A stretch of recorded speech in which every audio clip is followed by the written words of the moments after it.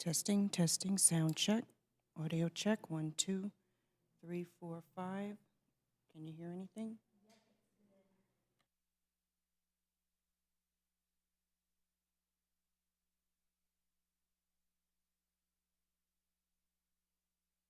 Testing. You get your, what?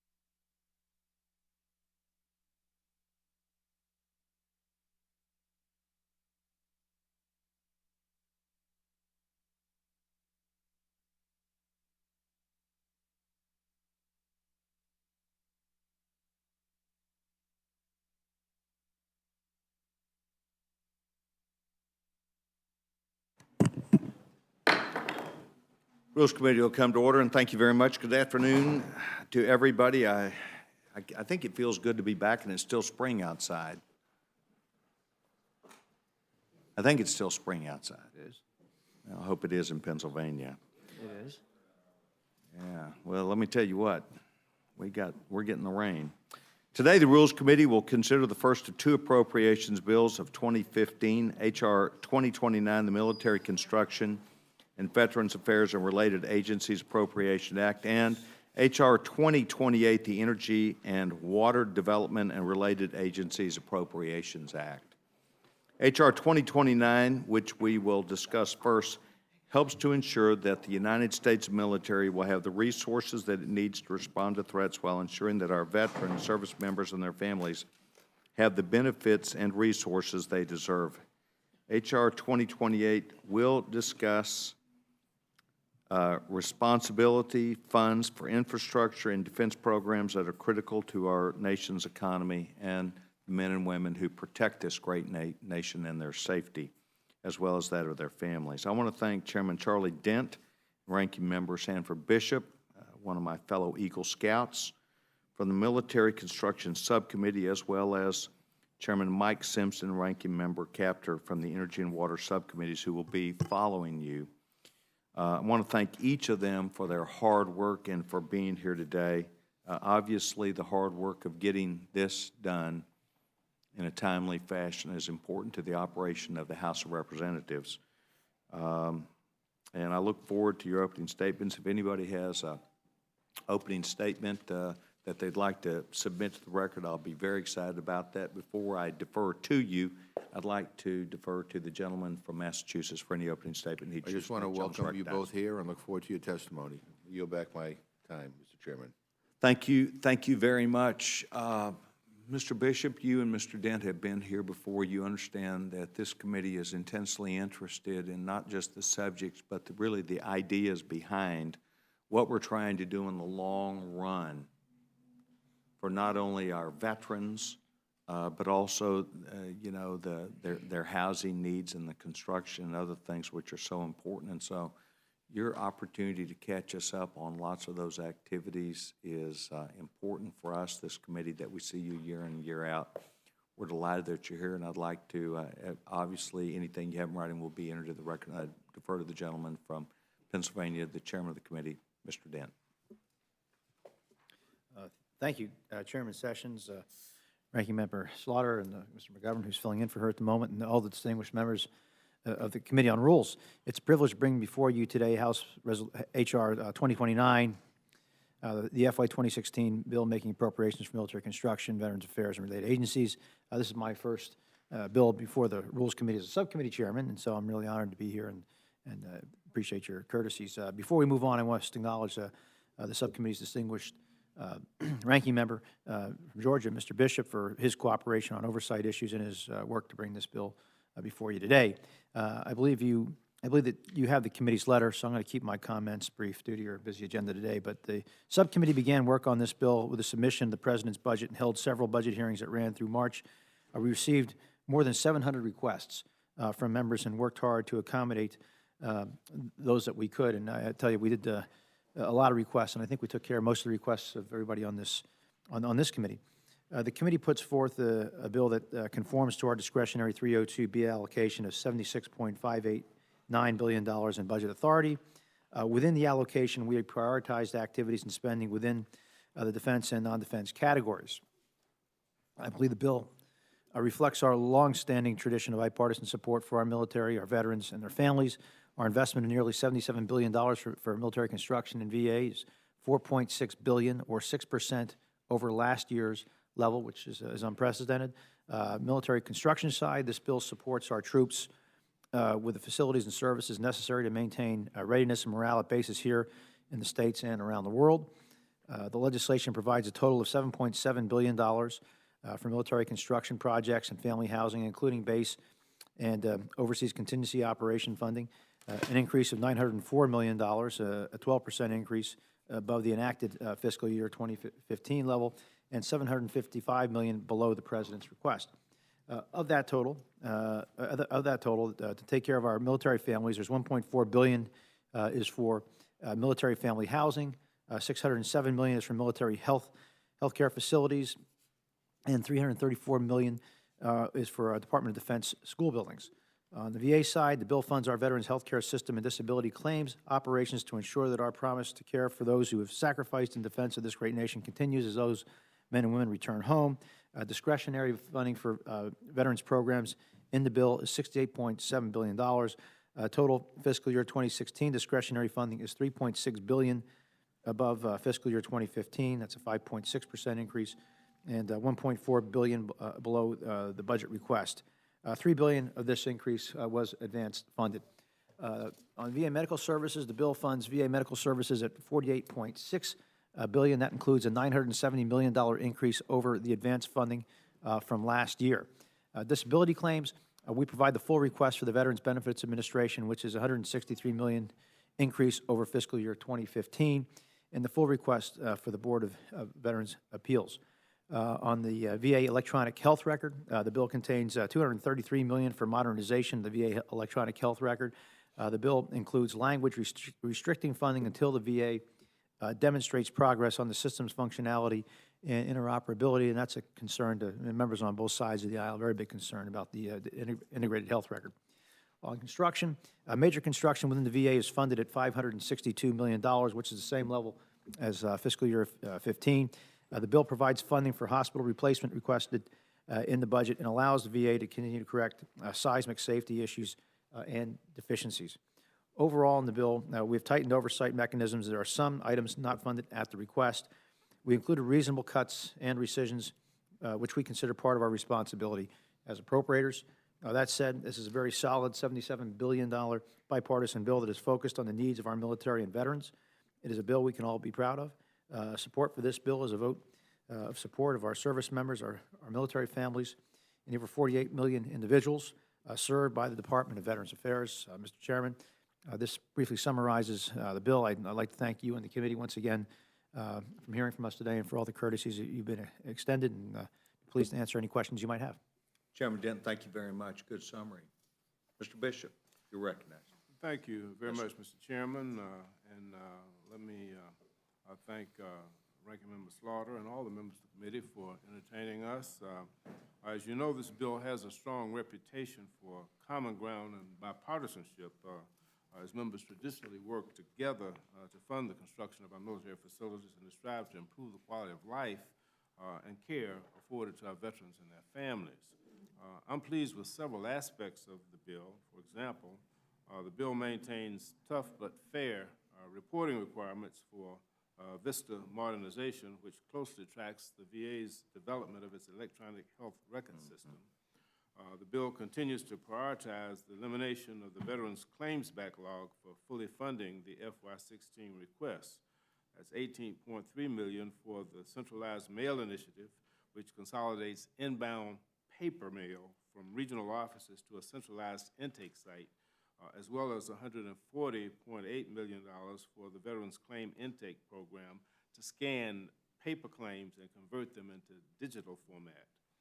In addition, the bill includes steps to keep the Board of Veterans Appeals ahead of the curve by requiring enhanced reporting on the appeals backlog, and it directs the Board to report on the status of the appeals backlog on a quarterly basis.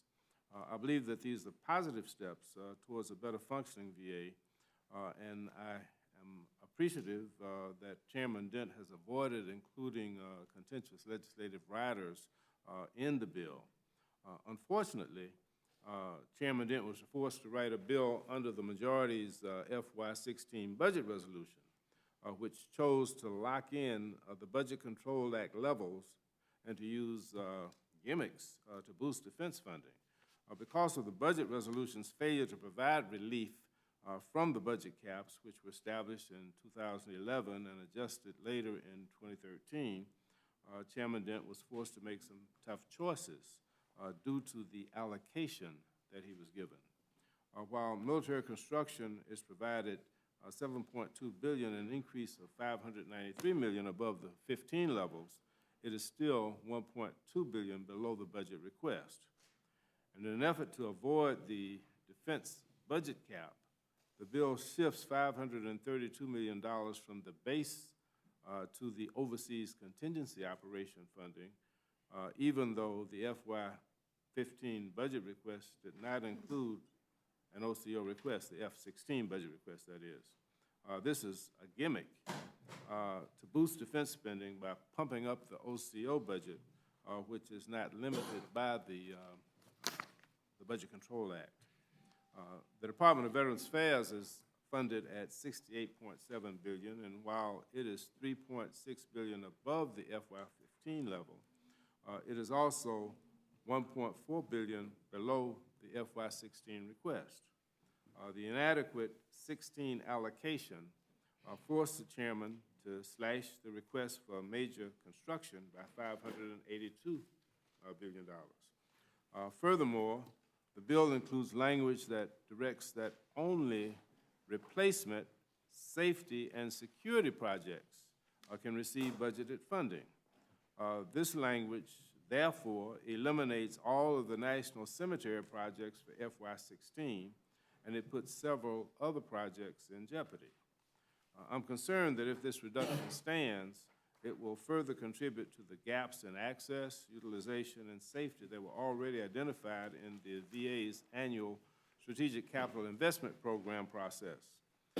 As I pointed out during the Milcon VA markup, the FY17 advance funding is going to eat up $4.6 billion of the non-defense discretionary cap. So this problem will only get worse. Using the budget levels in the price budget will produce a long summer and an early fall with no real progress on the FY16 bills. And if this happens, it's inevitable that a continuing resolution or a series of them will be needed to keep the government open and running and in place long past the new fiscal year start on October 1st. And I submit to the committee that we cannot continue to govern in this way. I believe that it's well past time to be more strategic about how we handle our budget, and now we need to take the next steps toward a more responsible budgeting process so that we can eventually stop lurching from crisis to crisis. I believe that Chairman Dent crafted the best bill that he could with the allocation that he was given. I also believe that this is the first step in a long process, and the further we go into this, past the bills with bipartisan support, the more difficult it's going to be to complete this process. The impact of the reductions to the VA construction account is concerning, and so I believe that they'll have to be addressed as we move through the process. So I thank you for your time, and I certainly hope that we can come together and craft a bill that will really discharge our responsibilities responsibly going forward, and that we can take care of all of the needs on the defense side and the non-defense side in a very, very effective yet efficient way.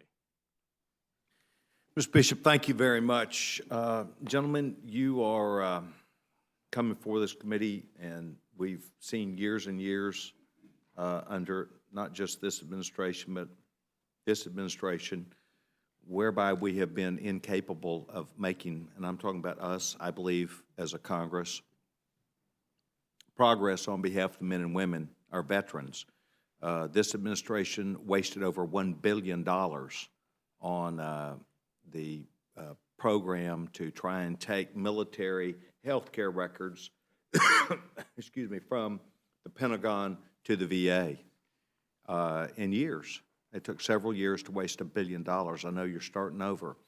Mr. Chairman, we have had numerous conversations for years with the ranking member and the chairman about insistence that the VA backlog, the responsibility that the VA had for taking taxpayers' hard-earned money and wasting it and hiding and things and lying to the American people and lying to veterans and causing the death. So I know that there's a lot that's said back to this committee as well as the Congress about more money, more money, more money, more money. It is my hope that you will know, and under your tutelage, and as well as Mr. Bishop, that there will be some serious discussions. I don't think we ought to give them any more money. I'm displeased with the Veterans Affairs Department. I continue to be displeased with the service I get out of Waco, Texas, that serves our veterans in North Texas. I'm not happy at all when I read about the mismanagement that takes place in the hospitals. So when they start producing results, perhaps they'll get more money. But I don't believe in letting good money go after bad. And so this member is skeptical about the need and the desire to give somebody money when they waste it, when they're unfaithful to the American people, and when they lie to our veterans and do not help them. And I'll let the record reflect itself from other committees and other testimony and the things that are in the newspaper. I'm not trying to bring up anything new. I just want to defend that Mr. Dent knows that he hears from his conference and other members, including myself, a strong desire to make sure we support both of you in working with the Secretary in making things better. And I've tried to prod this on for a long, long time, including going back with General Shinseki. And I know that a bureaucracy there was probably the impediment, not his willingness to lead. And so while I don't hold him anything responsible other than he was a secretary and things that happened, I know it's a big problem. I know it's a problem, but we will not be given in more money in the long run until these things happen. So, will the gentleman yield? I would yield, but I want the gentleman to get a strong sense of me from watching this thing for some 16 years up on this committee, hearing us talk about the men and women and our strong desire to help them, and then looking around the people who are expected to do it Mr. Chairman, had problems. Yes, sir, gentleman. I just Gentleman may want to respond. let you know that the minority and Democrats feel just as strongly about I do you, know that, and we sir. are just as disgusted as any other Americans are and should be. This was a bipartisan agreement that you and I are talking about of our desire to help the men and women. And we want to do everything that we can to work together on a bipartisan basis to hold the Veterans Administration accountable and to make sure that the veterans who have served and sacrificed and their families get everything to which they're entitled, and they get it in an efficient way. So we are very, very disappointed. The electronic medical records, the claims backlogs, and all of the inefficiencies that have come forward are unacceptable. Yes, sir. And we are prepared and we are working and doing everything that we can on a bipartisan basis to make sure that that ugliness is erased and that we do what we need to do and do right by the veterans. So don't take what I've said about the budget process as merely a request for more money. I think that there are items that if we got past this, the budget caps from the Budget Control Act, that we would be able to efficiently provide what is needed. But we have some recalcitrant agencies, and it didn't just come with this administration. This goes back over years. Yes, sir, and I hope I alluded to that. Yes, sir. And the need for electronic medical records, we've just been pounding and pounding and pounding for years because that would make a seamless transition for the medical treatment for our veterans. We need to do what we need to do, but getting the Department of Defense and the Department of Veterans Affairs on the same page is a Herculean task, and it's unending. And we have deep concerns about it, and we're going to continue to fight to try to make it happen. Well, look, I hope you know when you come up here that both of you know, and you know this personally from me, that I enjoy a strong relationship with you and with Mr. Dent. The young chairman's aware of that, but I think I'm not trying to scorch you at all.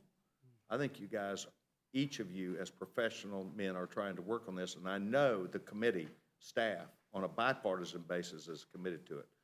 But I think that it's important for us to make sure that we give you the firepower to go back and to measure 3 times and saw once again to make sure this stuff gets done. And I don't say this to you, I'd say it to them. I learned when I was about 9 years old, watching a guy play shortstop, and he missed 3 balls, and the coach said, if you're not going to do it, I'm going to get somebody that can. And I hope that you'll be a part of doing that. And I want to switch my questions one other thing, and I'll leave it alone. Mr. Chairman, you and I both know that Chairman Mac Thornberry from Clarington, Texas, is talking about a substantial reallocation of resources and savings and discussions within the Defense Department from a policy perspective. I'll be interested in seeing the things that you recommend to Mr. Thornberry, because I believe that you have great insight on a bipartisan basis, both you and Mr. Bishop. But I just want you to know that I'm interested when you send Mr. Thornberry that. This member is interested in getting a copy of whatever you transmit to him, that I may personally hold and be aware of where you're trying to, in the changing time of the Defense Department, to know where you fit in that. I would appreciate getting a copy of that from you, Mr. Chairman. I'll be happy to forward to you any information we have that's that we will share with Mr. Thornberry. As you know, the MILCON piece is a smaller piece of the overall Pentagon funding, but an important piece. And I will be sure to share with you what we have. I mean, I know that the House Armed Services Committee is going to mark up their bill, I believe, tomorrow. That'd be correct. And I believe that our funding request is largely consistent with what HASC is doing. So I think that we are largely on the same page, but I can show you if there are any differences. Yes, sir. Well, my point would be is that the chairman of the committee speaks with the Secretary of Defense on a regular basis, and I'd like for your priorities to be that priority too, including the health records and other things. I think they need to know, dadgummit, we're serious about this, because these men and women who've served our great nation stay on us, and rightfully so. And I just want to make sure that it's front and center in Mr. Thornberry's viewpoint as he talks to the Secretary and the Undersecretaries of the Department of Defense. I will certainly convey to you that we are, both of us, are very much committed to this integrated health record between the VA and DOD. A few weeks ago, I sat through a presentation. I believe we're making progress. We're certainly not where we want to be, but we are getting closer. The VA sat down with us, and kind of the only way I can explain this is it's almost like an ATM card. You put your ATM card, if you're on the VA side, plug your number in, and they'll access you into the DOD health record. You can't change that record, but you can at least see it, share it, and vice versa from DOD. So there is progress. I believe there's progress being made. It's not as fast as I'd like it to be. We are fencing money here to make sure that we are not going to just release money willy-nilly, but based on progress made by the department. So I think we are doing better, but again, we're not where we need to be. Well, I appreciate both of you very much for being here, and I appreciate working with you during the year. Now to the lighter side of the committee, the gentlewoman will recognize the Vice Chairman of the committee, Mrs. Fox.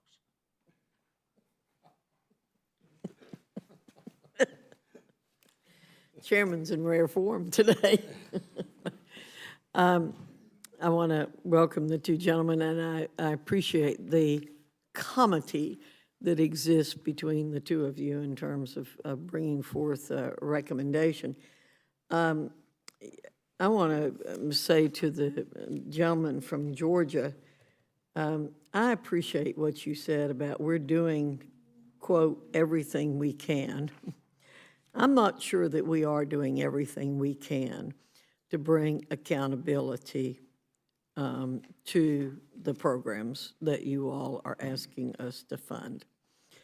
I share the chairman's sentiments. I think the service that our veterans have been getting from the Veterans Affairs Department in recent years has been abysmal. It has been awful. And to think that we have people employed by the federal government making lots and lots of money who have no more concern for the people who risk their lives to keep us a free nation just troubles me tremendously. And I don't think we've done everything we can to send a message that bad behavior is not acceptable. It's not acceptable anywhere as far as I'm concerned, but it's particularly not acceptable when you're talking about people who are supposed to respond to the needs of veterans. And there's a lot of bad behavior out there. I don't know if I heard you say specifically, but I just checked. We still have $200 million in this budget for bonuses. I'd like you all to see some of the letters I get from my constituents who say, why in the world are you paying bonuses to people who aren't doing their jobs and are already well paid? So talk to me a little bit about why we're doing that, particularly, again, when these are the very people who show themselves to be pretty incompetent when it comes to running programs. Why is it we are giving bonuses to these people? First of all, a lot of them need to be fired. And instead of firing them, we're giving them bonuses. Mr. Dent? I mean, just on the bonus issue, we cut $101 million out of bonuses. It's consistent with what the authorizing committee did. So I want to be clear about that. And we did not provide money for raises. That's not to say the department couldn't provide money for a raise, but we did not provide money for raises in the bill. But if I understand it right, there's money left in there to be used for raises or to be used for bonuses. Is that correct? That could be used for bonuses? Again, well, I'm not disagreeing with you, but we are consistent with what the authorizing committee did. You know, they cut $101 million. That's what we've cut. And so I think we're on the same page as the authorizers. Will the gentlelady yield? Certainly. It's my understanding from talking with the administration over at VA, the leadership, the new leadership, that some degree of incentives. Not only do we need to have the stick, but we need some carrot also to reward, because there are some good people there. There are some people who work very, very hard for the veterans. But there are some bad apples. We need to cut the bad apples, but we need to reward those people who are giving exemplary service, and they ought to have at least some discretion to do that.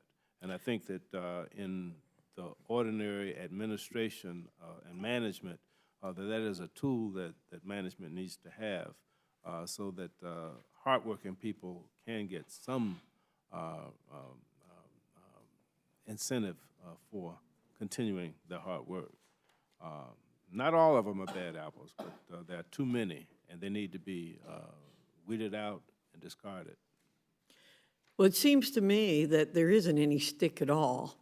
I heard a news report over the weekend that the secretary said 60 people had lost their jobs. And then when that was pinned down, actually, nobody lost their job. One person was allowed to retire, one person is being disciplined, and another person, I've forgotten. But basically, nobody has been fired for all of the lies that have been told and all of the people who have been harmed. And I think that's what the chairman was alluding to before. That may be true, but let me say that I know in my district, just like in the gentlelady's district, we've had some problems. And that the administrator at one of the VA centers in my district was fired. I think the regional director has been moved and replaced.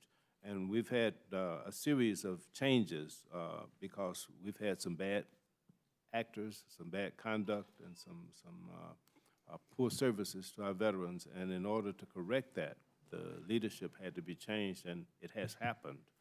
Now, I can't say that the removal was an out-and-out firing, but it was my understanding that they were fired.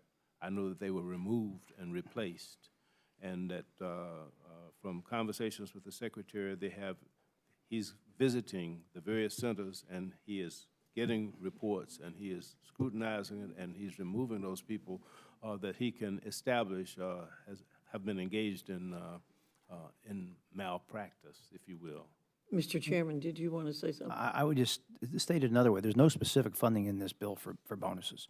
And money in some of those accounts that the VA has can be moved. If there's money, any money for compensation issues that is excessive, they can move that money into patient care. They can do that. And I just want to reiterate, I think, what the ranking member has stated. What we have seen at the VA, Philadelphia, just a week or two ago, a scathing Inspector General report came out on the Veterans Benefits Regional Office in the city, and it is deplorable. I mean, there's really no excuse for it, and believe me, there's going to be a lot more said about it. We're dealing with a situation out in Denver with one hospital where we have a cost overrun of $930 million. One hospital. You know, we funding for this major construction for VA facilities is about $562 million. One hospital, $930 million overrun, and it's being built. And I know Mr. Paulus is very concerned about this issue. He was here, but he very concerned about that issue. You know, that hospital is going up right next to the University of Colorado Medical Center. I mean, heaven forbid if we would have integrated the VA health system with the civilian system. What a revelation. But apparently we couldn't do that. We had to build a duplicative system next door, and shamefully, you know, it's the Army Corps of Engineers has been forced in. And Denver is not the only problem construction project we've seen. Well, everyone, as I've read about in the last New Orleans few is years. a big problem, and there are others where we've had some huge issues. But I just wanted to raise that with you, that we're concerned about that. You know, all of us have also, you know, provided for Veterans Choice, which that program is undersubscribed. Candidly, many veterans are not able to take advantage of it because of the strict geographic criteria, 40-mile criteria. Now, that was just amended a little bit from as the crow flies to, you know, drive time or drive miles also there. And even on the scheduling side, you know, I have reports that those who might be eligible to take advantage of choice through scheduling have not been able to do so because there have been manipulations of the schedule.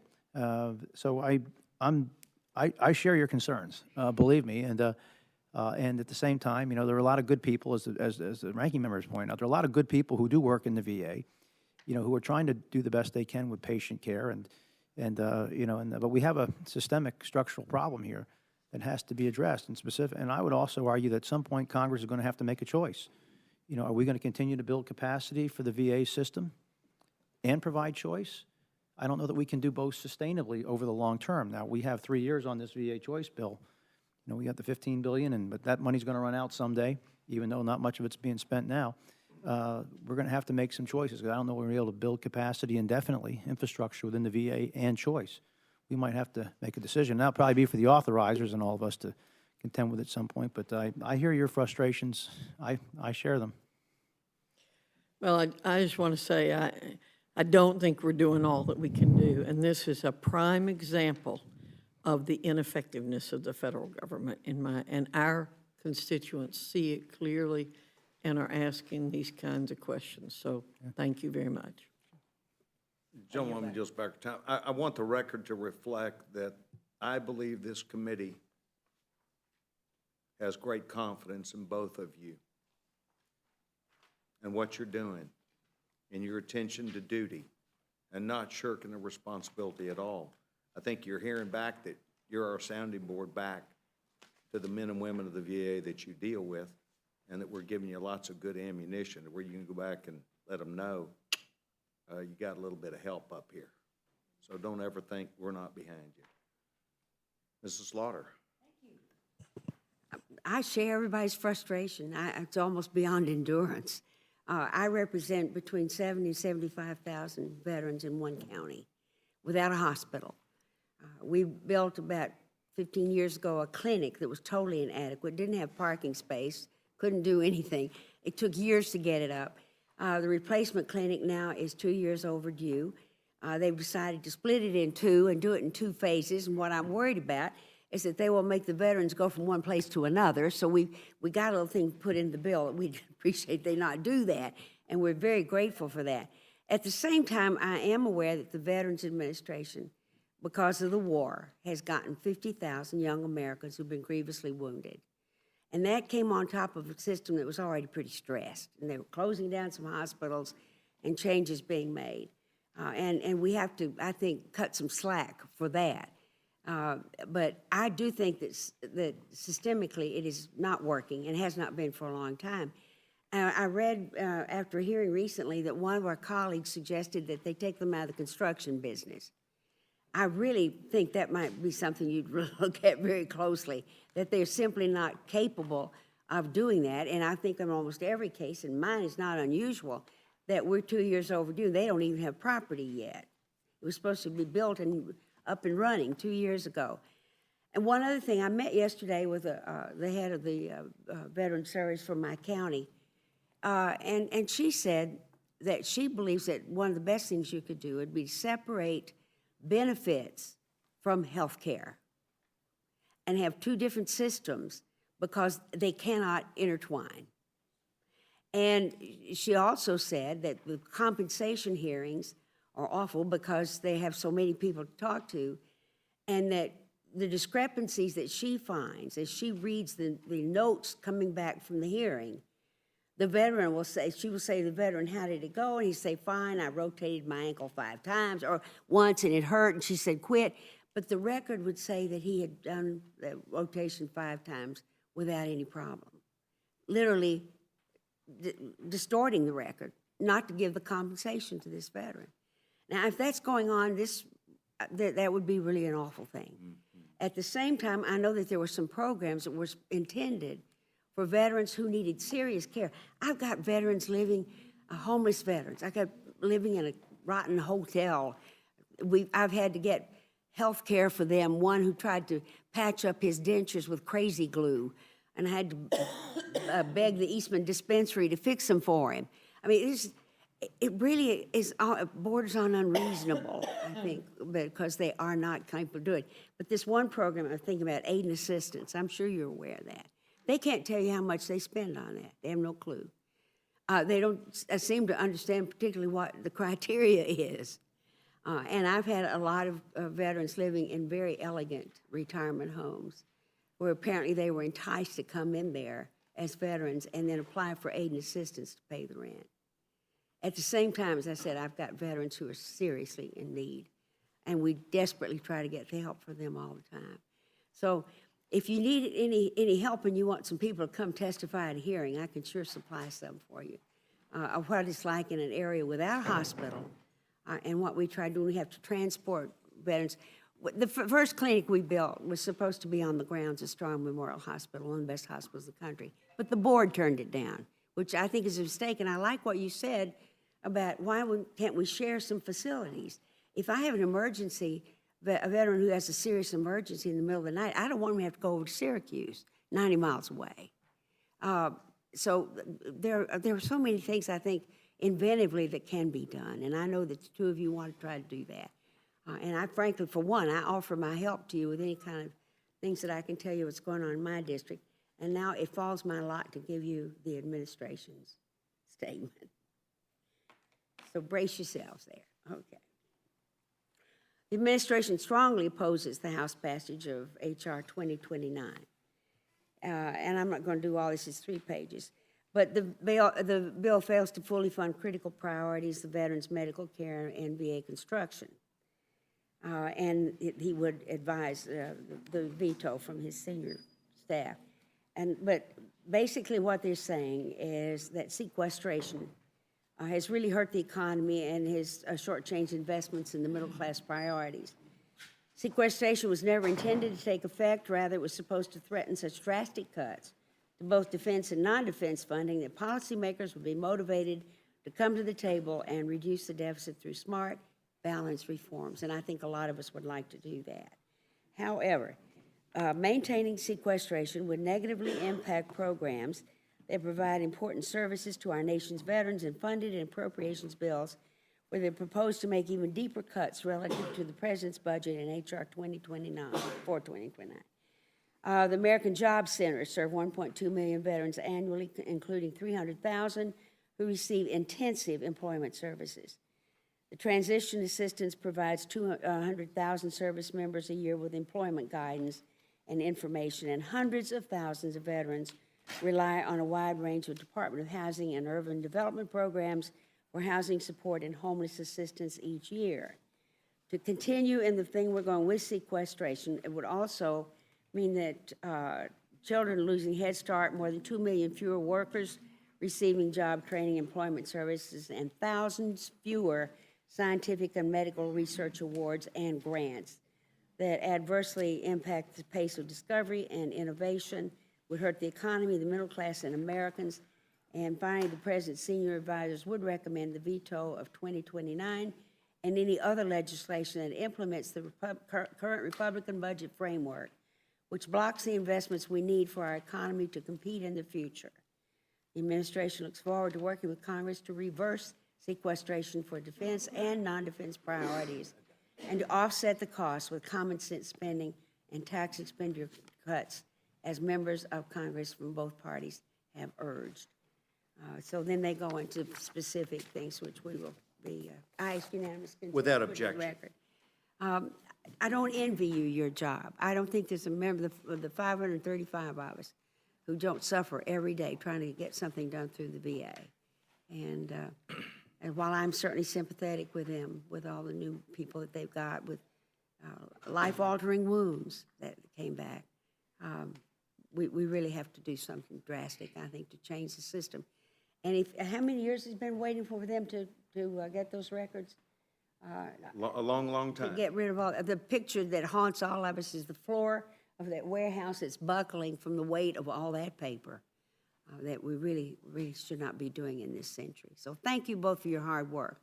I really do appreciate it. And seriously, if we can be of any help to what you want or people you'd like to talk to from my part of the country, we'd be happy to help you with that. Thank you. Gentleman yields back the time. I would like to also state that I think you've heard from both sides our enormous respect and appreciation for the work that both of you are doing, but with the serious effort that we intend to grab on with you. I know the three of us that have spoken so far appreciate you very, very much. Now, the last time I did this, I made a mistake. Mr. Chairman, is it your birthday today? It is. Well, happy birthday, Chairman Cole. Well, this is a big day. You know, first of all, I'm now officially eligible for Social Security, so this is a very big day. You know, so I'm even more intent on saving the system than ever before. I also am 1 year closer to passing Saddam Hussein, who shares birthdays with me, and I'm still accumulating them. He no longer is, so I'm pretty pleased about that. Both sides of that equation, quite frankly, and I get to share my birthday with James Monroe, who's one of my favorite presidents and the last of the founders to actually serve as President of the United States. So, good day. But even better because two of my great friends are here and two folks that I admire genuinely as members. I get to serve on the same committee with them and had an opportunity to hear the debates and as they've worked through their products. So I'm not, I think I'm probably a little more familiar just having had the opportunity to hear the debate and the markup than most folks perhaps on the panel. So I don't have a lot of substantive questions, but I do want to make some points. I think, you know, in a sense, what we're going through right now and the frustration that all of us have felt about this, we're directing at the wrong targets because our friends don't have anything to do with this. Quite frankly, in some ways, the Congress and neither party has much to do with it. If you look at veterans funding under President Bush or under President Obama, it's moved up and moved up substantially every year, and I think appropriately so. And it's done it under Democratic Congresses and Republican Congresses. So this is one where both sides have actually been willing to write the check and serve up what they can, and they've done it year in and year out. So this isn't a congressional problem, at least from a funding standpoint, in my view, and it's not a partisan issue. I do think the administration has to recognize they have been in office 6 years, and a lot of these are execution problems at this point. Now, I'm not saying they inherited a pristine operation, because I don't think they did. But 6 years is a long time when you get to hire and fire the top guy as they have. And so, you know, I look at the administration's critique here, and I think I'd be a lot more impressed with the critique over their performance in managing the department over 6 years, the largest single department in terms of employees other than the U.S. military itself in the federal government. So, again, I think our friends down here have worked really hard. I think our friends, frankly, in the Veterans Committee have begun to get a lot tougher. And I applaud you both for fencing off money and trying to make money conditional and trying to hold folks accountable. Because, I don't think you're the problem. I don't think the Congress is the problem. I think the administration has been poor, probably under successive administrations, but when you're in office, you preeminently need to step up and take responsibility. And then I do think we're dealing with a culture that, frankly, at the professional level, that has allowed itself to become corrupt. I mean, it's hard to do oversight when the people are lying to you. And they've clearly lied to successive secretaries of both parties, and they've lied to Congress, or been at least less than honest, shall we say. When you're producing results or testimony that say you're getting things done and you're not, and you're collecting a bonus, to me, that ought to be a felony. I'm with my friend Ms. Fox here, that people that do that are defrauding, not just the taxpayers of the United States, but people that we all honor and admire who've put their lives on the line in defending the United States. So whatever you can do through the appropriations process to hold people accountable, I know you will, but at the end of the day, that's an executive function. Congress, as I recall, last year we actually gave the new secretary, authority that no previous secretaries had, and I don't think any other secretary has in terms of hiring and firing and holding people accountable. And I know we'll continue to do that. I think that's a good thing to do. But at some point, they have to answer it. Now, I'm like everybody here. It's easy to berate the bureaucracy. I can tell you, I've got 4 veterans homes in my district. I've got a large veterans hospital in it, the largest one in the state just outside of it in a neighboring district that certainly a lot of people in my district use. We've got the two largest employers in my district are military bases, so you can imagine the number of retirees we have, or people that come back and then work. My dad was 20 years in the Air Force, 20 years then as a civilian defense worker at Tinker Air Force Base. Not an uncommon thing. And I will tell you, he spent the last 12 years of his life, he had Alzheimer's, in veterans facilities, and 2 different ones, both in the district I represent, where he got excellent care. So I know there are lots of folks on the line out there that are looking after veterans one at a time that really care about what happens to them, because I saw the wonderful care they gave my father. It pains me because we do spend more on veterans, and this is something this country should be proud of, than every other country in the world combined spends on their veterans. There's not another country in the world where you can go to a veterans hospital with a non-service related benefit 20 years after you serve, or non-service related injury or illness, 20 years, and get care. Nobody does that except the United States of America. We just got to do it a lot better. I know you both are really working hard on that. I'd commend the administration to do that. Let me ask you one question, though, because I think this does get to the administration's critique of the bill. Mr. Dent, and obviously Mr. Bishop, if you care to answer, do you have more money to spend this year than you had last year? Yes, and by the way, I just received the Statement of Administration Policy, the SAP, just got it moments ago. We spend, this bill is providing an increase over last year, about 6% over what we enacted last year. It's true, when you look at the bill overall, the administration would like nearly an 8% increase. We're providing just about a 6% increase. I mean, that's what we're talking about here, the difference in terms of spending. Now, the budget caps, and to address the concerns of some, and the ranking member raised the budget cap issue, whether we like it or not, the budget caps are law of the land. They were passed with Republican and Democratic votes, and the president signed them into law. I am certainly receptive to some dialogue about how you rebalance the sequester to move some of the proposed cuts off the discretionary accounts onto the mandatory accounts, and probably nobody would like to see that happen more than the distinguished gentleman from Oklahoma, Mr. Cole, who's going to have to deal with the Labor, Health, Human Services bill. And if you think this bill is pretty tough, wait till you see the one that he's going to have to deal with. That's even a more difficult number. So bottom line is, yes, we provided nearly 6% more funding in this bill than we did last year. If the gentleman have a comment he'd care to make? Yes. I just wish that we could be honest about what we're doing. I mean, we owe veterans and their families, but we shouldn't use gimmicks like OCO to get around dealing with the real responsibility that we have, and that's what we're kind of doing in this bill. And I would just like to, I agree with Chairman Dent that we need to find a way to work to reallocate, to get better allocations, and certainly we need to be good stewards of what we allocate and make sure that there is accountability. But the bottom line is that the gimmicks and the 4.6 in advance, the advanced funding, it's going to eat up the discretionary part of the bill, and that's going to fall on the other bills that come after ours. This is a very, very bipartisan effort here with defense and with MilCon and veterans.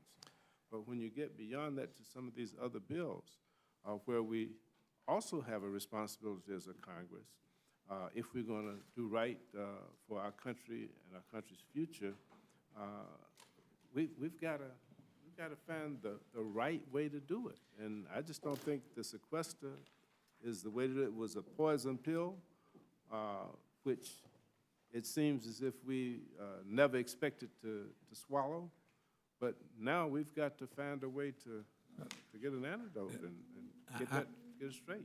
I know working with my friends in our area of responsibility on both sides of the aisle, we can probably do that, and I hope we do. I think our committee works together in a bipartisan manner. Whatever our difference, it's actually pretty well. But I think my friend from Georgia makes a couple of good points. Number one, when you say sequester was never meant to occur, you're exactly right. You're exactly right. The super committee was supposed to figure a way out. That was supposed to force the super committee, which had a year, to find agreement and common ground, and they didn't. If you'd filled that super committee with appropriators, you might have been able to do it, but there weren't any appropriators on that committee, as I recall. Number two, though, it's worth noting that poison pill was put there by the President of the United States. Now, to have all these claims about the sequester, just go back and read Bob Woodward's book, The Price of Politics. This is a presidential suggestion that was put in law at the suggestion of the president, was signed by the president. So it's okay. I agree with the president that, and I agree with my friends here, it's probably not the right way to proceed, but it is the law of the land. And the president has offered a budget that undoes it, but it's not a budget that can pass. His suggestions will not pass. So I would suggest that, and I suspect this is going to happen somewhere in this process, that there's going to have to be a larger negotiation above us, above appropriators. We have to live within the law. That's our problem. We have, this is the law for us. Most of the rest of the budget has got to be passed into law. You could like Paul Ryan's premium support or not. You could like block granting Medicare or not. That's written in the budget. It isn't going to happen because it's not going to pass into law. Ours has, our 302A, our top line number, has passed into law, passed by the Congress with the support and at the advocation of the president. So I agree with my friend, but I do want to point out for the record, in this case where you're struggling with the problem, and I know the administration likes to talk about the money, as my friend Mr. Dent says, a 6% increase versus an 8% increase after years of increases is not very much different. The real problem here is the management of the department. It is the running of the department. It is the holding people accountable. That is the responsibility of the president and the executive branch. That's not something we do here. We fund or don't fund. We look at programs. You guys are trying, I think, valiantly to use the tool you have by fencing off money and holding money back to try and use the one lever you have. But you could do whatever you wanted. You can't hire or fire who the Secretary of Veterans Affairs is. You don't have that power. And you certainly can't fire into the bureaucracy where we should. We've tried to give that power to the Secretary. So, again, this is one, rather than focus on what you don't like about a bill where you're getting 6% more money, I wish the administration would tell us, what are you going to do to change all these dozens of cost overruns like my friend Mr. Dent just pointed out in the hospital in Denver? So, it is frustrating to every member of Congress on both sides of the aisle because Congress has done its job in terms of generally funding. If you looked at what the president has requested over the years in his administration, he's gotten most of the funding that he asked for. What we haven't gotten back is the management and the accountability and the transparency that we've asked for. Gentleman yield. Yeah, I certainly yield, my friend. I'm sorry I'm on a little bit of a rant, but I know my friends share the concerns. Yeah, we all have seen the changes in the leadership over at the Department of Veterans Affairs. We have a new secretary. He's not been on the job that long. He comes from the private sector. He is a veteran himself. And my initial encounters with him makes me feel pretty sure that he's going to bring common sense approaches to dealing with the problem. He's got a pretty wild bull to tame, but from my encounters with him, and I don't know what the chairman's impressions are, but I suspect that they're similar to mine.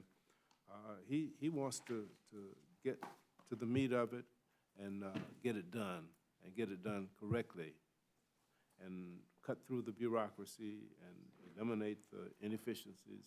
And I think that he's got a different approach to it, and I want to give him the opportunity to do that, but we want to hold him accountable in the process.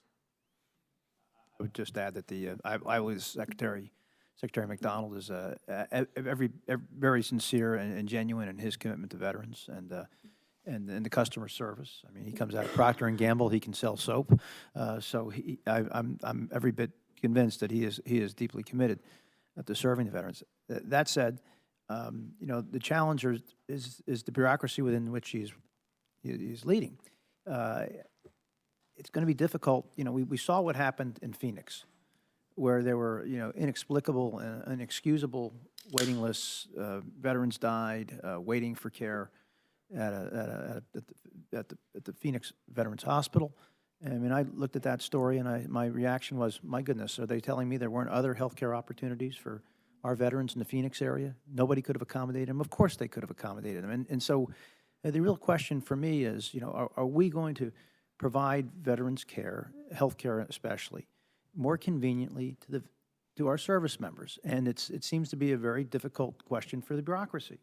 You know, I hear what the ranking member said too about, you know, on an emergency basis. My home is probably 60 miles from the closest veterans hospital. I have world-class hospitals, though, within 2 miles of my home. My veterans don't have access to those facilities unless they go in there on an emergency basis. That's the only way they get in. If they have to schedule something, off they go to Wilkes-Barre. If they can't get it there, they ship them down to Philadelphia to New York City, you know, many more miles away. I mean, that's the reality that we are dealing with, and I've conveyed to Secretary McDonald and others that it is an imperative that in the 21st century that we should integrate the veterans and civilian health care systems to the greatest extent possible. We could educate our veterans after the Second World War. We didn't create veterans universities or colleges. We utilized the civilian infrastructure, higher education, to educate them, and it worked. They went to public and private institutions. They were well educated. They helped grow this great nation. You know, healthcare was different then. I acknowledge that. But today, in small and mid-sized and rural communities, there is excellent health care where veterans could be treated in their communities very effectively. But that option really isn't out there for them, even with the Veterans Choice Act. So, I mean, this is a frustration. The Secretary, I do believe, sees this. He understands this. How we redirect this ship, change this bureaucracy, which is big, and that's the challenge for all of us in Congress. The authorizers in particular have that challenge. Our job is to try to fund what they ask us to fund. But believe me, I hear the frustration. I feel that frustration. My veterans at home tell this to me all the time. Why can't I get care in the community where I live? It's easier for me and my family. And, you know, here we are trying to give them better answers. It's a huge issue. It is, you know, back to the main point, though. I think you two are facing the unfair brunt of our collective frustration, because I know you're as frustrated as we are. This is not Congress's problem. For 2 presidents in a row, we have put a lot of money into this. We should have. I don't quibble with the money, but this is one where the bureaucracy, I'm like the two gentlemen. I'm hopeful about the new secretary. I really am. I think the background certainly is the background you'd be looking for in terms of West Point, major corporate affairs, and so I'm not here to beat him. But what we need out of the administration, here's a list of the tools we need to fix this thing. And I think Congress would more than willing give them. Again, I don't know anything that has been denied to the department that's in a significant way that successive presidents have been requesting. So I would just hope that we focus on that going forward. And I hope when we rail at the sequester, we remember who proposed it. And if you proposed it and advocated for it, and you've got a way to get out of it, that's all fine, but it isn't going to pass. So you better sit down and talk with the people that have the votes that can pass it, or you better come up with a different idea, because appropriators don't have any choice but to appropriate to the law, signed by the president. We don't get to put it off. We've got a top-line number. The committee has tried, because it recognizes the difficult challenge that both of you have to actually give you more money than you had last year. That's not something that's likely to happen on the committee that Mr. Dent and I sit on Labor H right now. So this is one where the committee has tried to take the initiative and provide some flexibility and some additional resources. The president wants to get rid of the sequester that he proposed, then he needs to sit down and bargain. I certainly yield to my friend. Staff just provided me with something that I think I just want to correct the record here. It's regarding the sequester. And I think someone was listening to this debate and said that,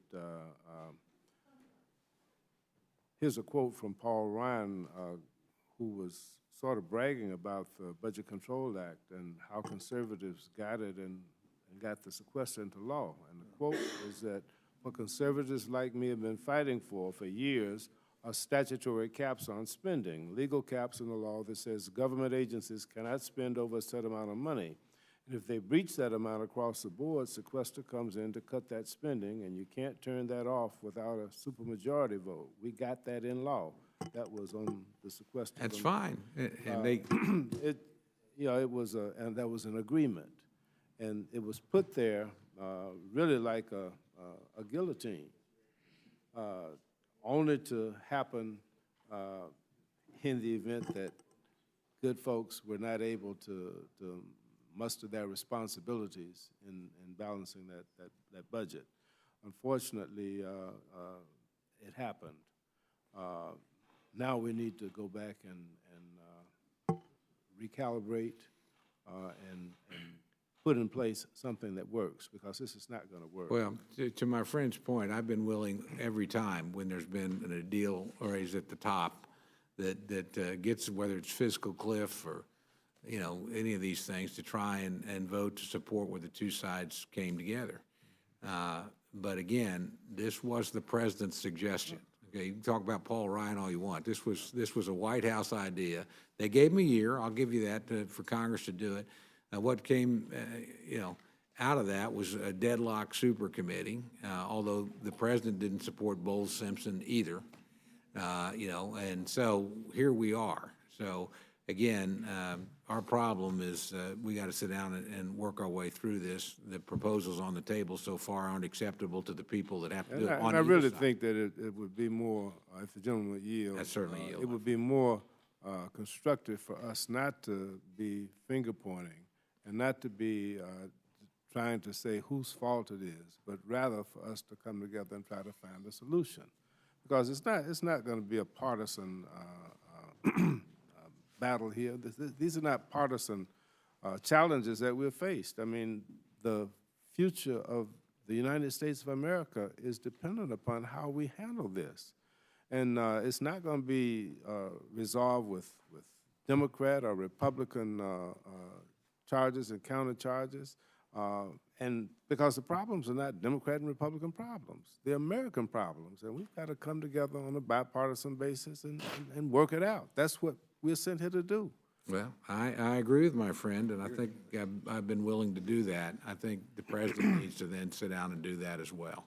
And, I don't think that's what we've seen so far in this. I don't think that's what we saw in the budget.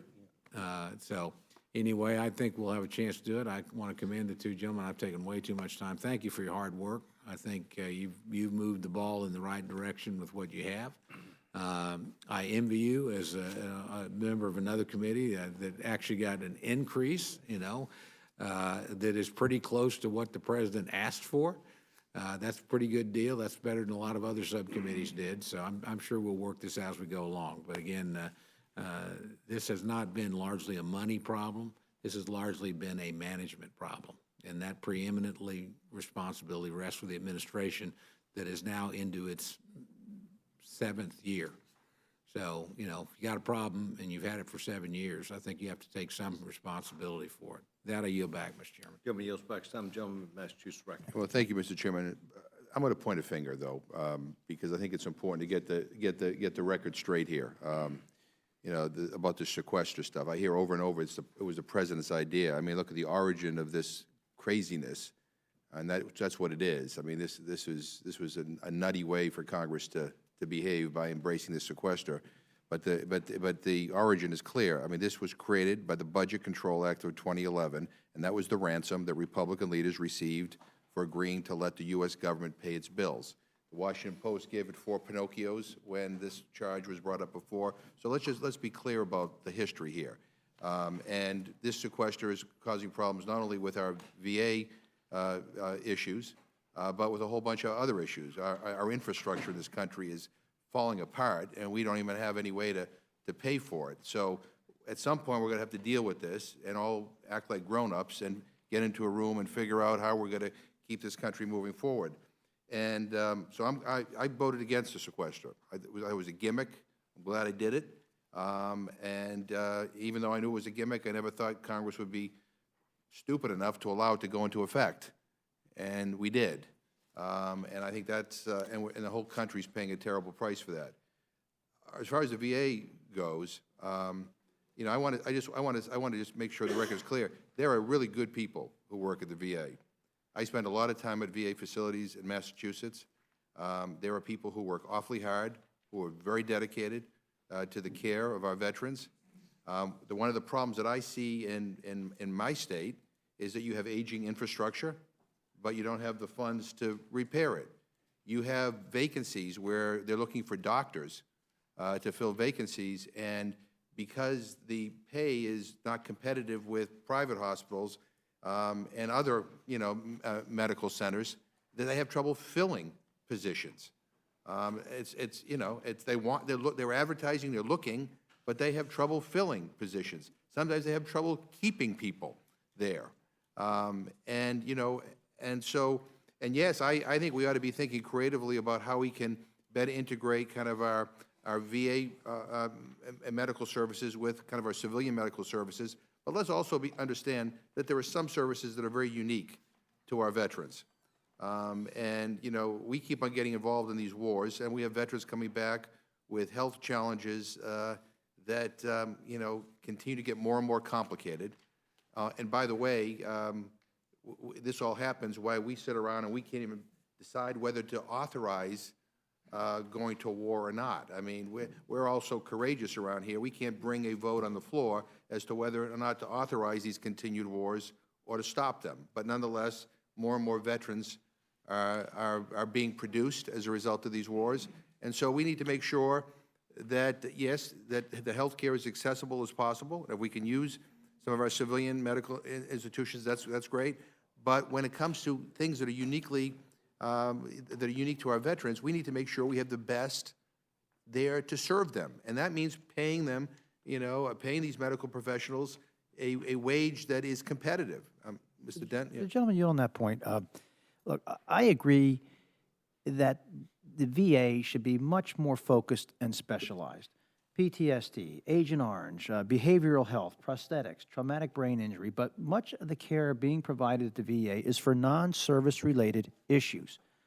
A Vietnam-era woman who contracts breast cancer had nothing to do with her service in the military. She can be treated in many communities extremely well. Same with a gentleman maybe who has cardiothoracic problems, needs open heart surgery, unrelated to his or her service. I believe that, for this non-service-related care, it would make much more sense to integrate that civilian system, I'm the not- veteran I don't- I system, don't- I- and then I don't- I'm specialize not the VA arguing on the that. mental health issues Yeah, that are I'm- killing our I'm not- veterans. And by the way, I spent a lot of time in the waiting rooms at VA medical centers and facilities, and I talked to the veterans about whether they're satisfied with the care. And yeah, there are complaints, sometimes about waiting time, but most of the veterans I talk to feel very comfortable in the setting that they go to. And I think that's an important part of this. So look, where we can integrate and where we can get better efficiencies, I'm fine. But there are some things where that doesn't make sense. And I think that, we could talk about firing everybody and, that the federal government can't do anything right and all that kind of stuff that we're hearing here, privatize the VA or whatever, just, contract it out. But I don't think that that's what our veterans want. I talk to veterans every day who get good care, who are proud of it. I see the changes that are being implemented with the change in leadership. I see it locally. But I want to make it clear that there are some really good men and women who work, for the VA, and again, the problems that I see over and over and over again are aging infrastructure, transportation issues that Ms. Slaughter brought up, but also they have vacancies where they can't find doctors to fill the positions because they can't be competitive, and I think. I think that's a problem, and so we ought to approach this in a way that makes sure they get the resources they need, But we ought to, we ought to be pressing the oversight committee to see, where the efficiencies can be and how we can do this better. But but anyway, I just wanted to make that point because I'm proud of the men and women who work for our VA, and I think they they shouldn't be painted with a broad brush. Because there were some bad apples that made some terrible, terrible mistakes. Well, gentleman yield. Yes. To the points that you're making, particularly about being able to get doctors, physicians, providers, we dealt with that specific question with the secretary just a couple of weeks ago, and he showed me his itinerary where he is personally doing recruiting, going to the medical schools and going around the country trying to recruit some of the best physicians to come work for the VA. And of course, as you indicate, he does have a problem competing in terms of salary. But he's on the road trying to do that because he recognizes just what you have identified. Yeah, and I want to cheer him on to succeed and not cheer him on to fail. And my final point is, again, you got to fix this sequestration. It's not only a problem with this bill; it's going to be a problem with every other bill that we have. And people need to get real and get together and try to figure out a way out of this mess. I yield back. Gentleman yields back his time. Gentleman from Georgia is recognized. Thank you, Mr. Chairman. I appreciated what my friend from Georgia said about the chairman. You said you thought the bill turned out as best as it possibly could, given the numbers that you had to work with. I always enjoy when appropriators come to the Rules Committee because it's a different kind of conversation than we have when other folks are in the Rules Committee. But I wanted to ask my friend from Georgia. I serve on the Budget Committee as well, and we had a big debate in the Budget Committee about whether or not we should pass a budget that does 302As as the law requires today, or whether we passed a budget that looks something like the president's budget, 1091, and let you all mark to 1091, only to have the law snap that right back down to 1017 levels come October 1st. I don't question your commitment to serving these men and women at all. I respect it. I applaud it. I know it exists in spades. My question to you is, as a budget committee member, should we have provided higher budget numbers that the law would have simply ignored come October 1st, or have we ended up with a better work product marking to that level that the law requires? And even though it has been difficult to reach? I can't say that we have ended up with a better product. I believe that a better allocation would have provided, I think, the opportunity for a better product. I believe that we would have been able to serve deal with the access problems, with the backlog problems, with the construction problems, much better than we can with the limited budget. But of course, whenever there's a tight budget, it really forces prioritization, and of course, that is something that's necessary. However, I don't believe that this budget or any of the other 11 bills that will come before you will be able to do justice to what the American people deserve from this Congress and what we need going into the future.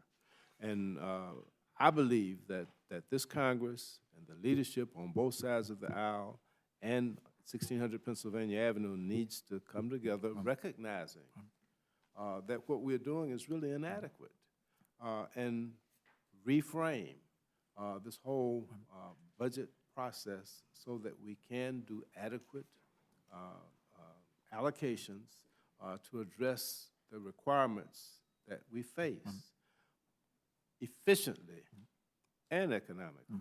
But we need to be good stewards, but we also need to have vision, and we need to be able to do what is necessary to realize the potential for every American. I appreciate your desire not to point fingers and not to find fault, but to find solutions. I think that's the kind of community we come from back home, and I value that. I was reading the President's Statement of Administration Policy that says he would recommend a veto of this and any other legislation that implements the current Republican budget framework, which blocks the investments we need for our economy to compete in the future. And I want to make sure that I understand. Again, I'm on the Budget Committee. I believe that I do. But we could have given you this allocation. We could have given you double this allocation. We could have given you triple this allocation. And come October 1st, 2015, when money starts going out the door, the amount of money that's going to go out the door is this allocation, not because of a Republican budget framework, but because of the law of the United States of America. Am I misunderstanding? I'd be happy to yield to my friend. This Congress is in session at least 2, 3, 4 days a week. We have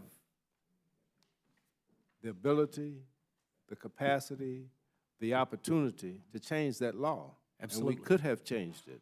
And I believe that we will have to change it if we're going to do justice to the American people. And while that is currently the law, we have the capacity every day to change that law. Yeah. And by changing that law, we could then make it possible within the law to change those allocations. I absolutely. That's what we need to do. I absolutely agree with my That's friend. what I'm asking, what I'm pleading for us to do on a bipartisan basis. We need to change that law so that we can pass a budget allocation that will satisfy the needs and the requirements efficiently of the American people. I absolutely agree with my friend, and I agree with my friend when he says he doesn't approve of the OCO gimmick in here. Now, I would argue as a fellow supporter of veterans, I would rather have the OCO gimmick that helps to fund veterans than not have the OCO gimmick and not be funding veterans. But I voted against the budget on the floor of the House that didn't require the OCO offset, because I said, for Pete's sakes, this law is in place. It's in place to require us to make good decisions. It was supposed to force us to come together and make those good decisions. And if we're just going to go off our separate ways, we've defeated the whole purpose. But I would say to my friend, it can be no less of a gimmick to pretend we're marking to a higher number when the law allows no such thing, than it is to allocate that money through an OCO account that's not subject to the caps, rather than bring it in and change it. I would agree with the gentleman, but all I'm saying is we have the responsibility to change that law, because it's clearly not working. It's clearly not giving us the allocations that we need to do what needs to be done for the American people, and in this case, our veterans. So first order of business ought to be to change that law so that we can do appropriate allocations, so that none of our 12 bills has to suffer. Yes, we believe that we want to support, we need a strong national defense, and we need to take care of those who have served and their families. But we also need to take care of all of the other needs of the American people with the other 10 bills besides defense and Milcom VA, so that we can get the job done for everybody. This bill. Change that law, that budget cap law, the budget act, so Gentleman that yield. we can have it. The committee does appreciate a discussion that we're having about money. I think this committee has told both of our representatives that are from this Appropriations Committee that we do not think that the money is the problem. We think the management is the problem. And I'm not trying to chastise the gentleman at all, but I think we do understand that the gentleman believes he doesn't have enough money, and we're after the performance of that. And so in the respect for the time of the members and others who will follow, I would appreciate if we would confine our comments to the questions at hand instead of debating the sequestration. Thank you very much. Gentleman's recognized. Thank you, Mr. Chairman. I just point out that when this bill came to the floor of the House last year, it came in April. It passed 416 to 1 with less funding than what is being provided this year. Never saw the light of day in the United States Senate. A lot of that good work was delayed until the big deal come December. Knowing how much you all have invested of yourselves in trying to care for our veterans back home, seeing that this is also the first bill out of the gate this cycle, going to get passed in the month of April. I feel the wheels of success in the Senate starting to unbind a bit, and I hope that your work this year has a very different conclusion than the committee's work last year, and I'm grateful to the both of you for what you do.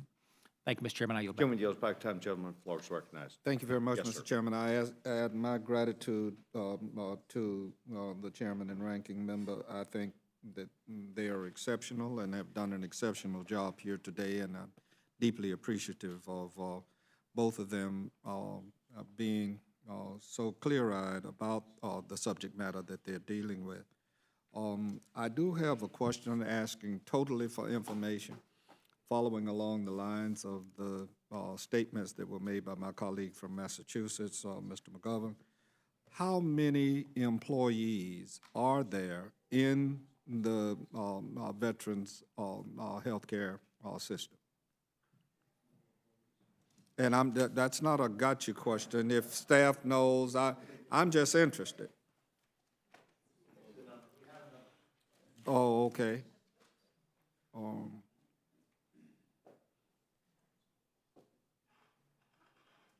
Just in the veterans' health side, not veterans' benefit. The administration health, the whole 9 yards, because all of it gets thrown under one umbrella when we start pointing fingers. 342,000.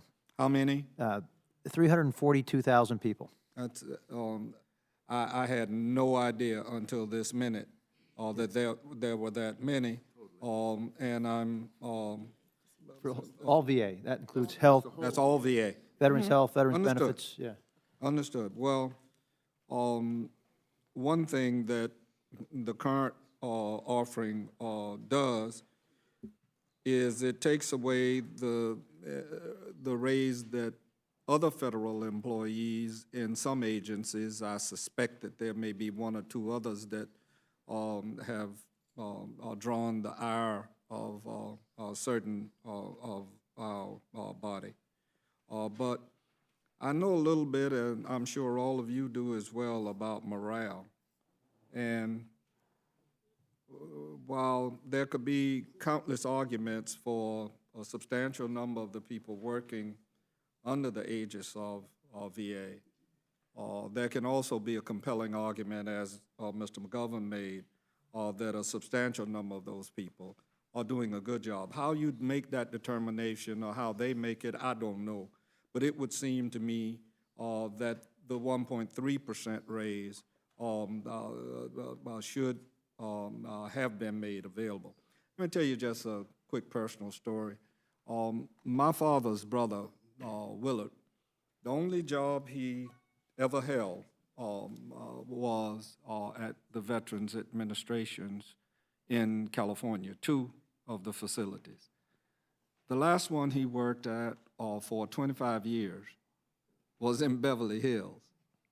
And I raised that only for the reason that I know several people, and I'm sure most of us in this room do as well, that used Veterans Administration services that really could afford to not use Veterans Administration services. And I just, Uncle Willard used to point that out about the number of rich people coming in there sopping up the services, as he would put it.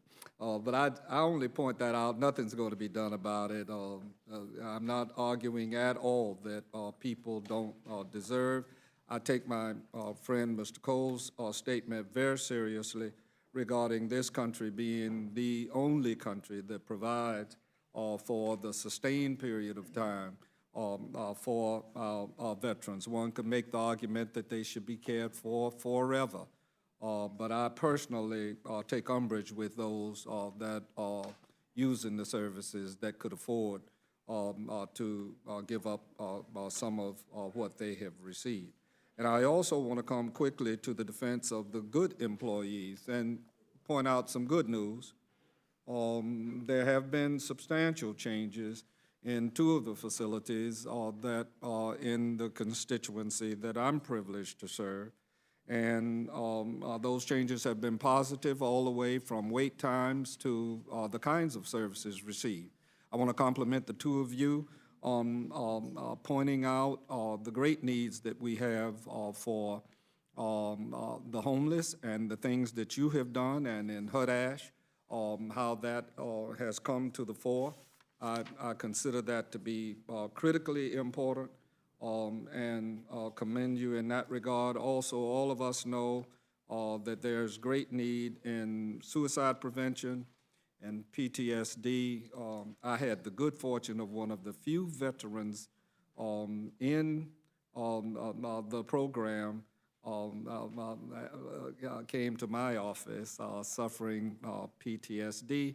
And I thought it was a good thing for those of us on the Hill, and more of that program would be beneficial, I believe, as well. I think he had a wonderful time with us, and I certainly had a wonderful time getting to know him and the circumstances. He had been in Iraq on two different lengthy occasions. That said, the thing that was pointed out here regarding the need for physicians and nursing care and healthcare providers, it needs to be paid attention to. I've been looking at a long time now the cap that we have on the number of physicians that we provide for under the aegis of Medicare and their training. The collaboration between medical schools and the Veterans Administration is in need of great and continuing undertakings. And I particularly am appreciative of both of you for inserting into this legislation medical school affiliations with the VA healthcare facilities. And the committee continues to prioritize collaboration between VA and medical schools. The committee acknowledges the improved collaboration, particularly with smaller community-based sites. However, the committee continues to be concerned by the lack of historically black colleges and universities, HBCUs, and Hispanic-serving institutions, medical school participation, and collaboration with the local VA hospitals in areas where HBCUs and HSI medical schools are located. I happen to have gone to undergraduate school across the street from one of the medical facilities that trained until 1990, 90% of all of the black physicians in this country, Meharry Medical College in Nashville, Tennessee. We all know Howard University's reputation here, and I appreciate very much, and we'll stand ready to and alert to the report that you've requested. It is a vital need and something that can be easily provided for, and I appreciate both of you for that. Thank you, Mr. Chair. Gentleman yields back his time. Gentleman from Louisville, Texas, Dr. Burgess, recognized. Thank you, Mr. Chairman, and I apologize for being a few minutes late. If you've already addressed this, again, I apologize, but could either of you talk for just a minute how this appropriations bill integrates with the supplemental bill that was passed last summer, the Veterans Care Act, the $15 billion bill that was passed at the end of July? Yeah, that money, I believe that the $15 billion through the Veterans Choice Act was appropriated. It's $10 billion and $5 billion, $10 billion for the choice, $5 billion to increase capacity and infrastructure to VA. That was done outside of this appropriations bill. So is that money still being administered and delivered? Yeah, so the money, I mentioned a little earlier, the money is not being spent down at a very rapid rate, particularly for the Veterans Choice piece. In fact, I think 500 million, if I'm not mistaken, has been spent up to this point out of 10 billion. Of the 10 billion, 500 million of the choice dollars have been spent. This is a 3-year program. So yes, that money is there, but is done outside of the appropriations process. It may just be an individual observation, but it does seem difficult to access for veterans who do come into the district office with a legitimate complaint about either the distance from the service or the length of time it will get them in, or if they've sought care elsewhere, getting reimbursement for that facility that outside the VA system. Again, just my observation. It seems seems inordinately difficult. If the gentleman yield, veterans all over the country, I guess November of last year, received cards, the choice cards, and many of them have called our offices and said, boy, I'd like to take advantage of this choice, to find out that they're not eligible for participation, either based on the geographic criteria or on the scheduling limitations. So that's been a frustration. And just recently, the VA adjusted the geographic limitation on the 40-mile limit. The law said as the crow flies. Now it says as the driving miles. So yes, there are challenges with it. And it was a new program, and it's being established, but it's less than a year old. Thank you for that observation. And I know Ms. Fox addressed this, but the frustration for those of us who are not on the Appropriations Committee, not on your subcommittee, watching this sad tale unfold where you have people at the senior executive levels. I don't know that anyone has been terminated for failure to deliver. I know in the healthcare system, all the time we're told we're going to be paid for performance. Do you not do a pay for performance at the senior executive level in the VA? Been some forced retirements and terminations. The authorizers could probably give you a better number than I can right now, but there have been some. I mean, there have been changes at the Philadelphia benefits office recently, given the magnitude of the horrific challenges we face there. That's just one I area. don't know whether there have been nearly enough. I just also wanted to reference, the ranking member talked about separating construction from healthcare. In fact, that already does happen. I know in Fort Worth, Texas, we got a new outpatient facility, quite a large outpatient facility, delivered within a 5-year time frame between 2005 and 2010. And it was an outside contractor who built the building, and then a long-term lease was provided by the VA. Is that a template that is being followed with other projects? Because it does seem like it takes the VA system a long time to build something, and the cost overruns are startling. Is that a fair statement? My view, yes. I mean, in Denver, the Army Corps of Engineers has taken over the project. We didn't even know what the final cost of the project was in Denver until a few weeks ago. We didn't know they were $800 million into the project. We didn't know what the total cost would be until the Army Corps finally told us it's a $1.735 billion project, which means we're near over $900 million short. I mean, it's a staggering cost overrun. Well, again, I don't want to belabor the point, but the concept of separating construction from the core mission of the VA seems like a logical one.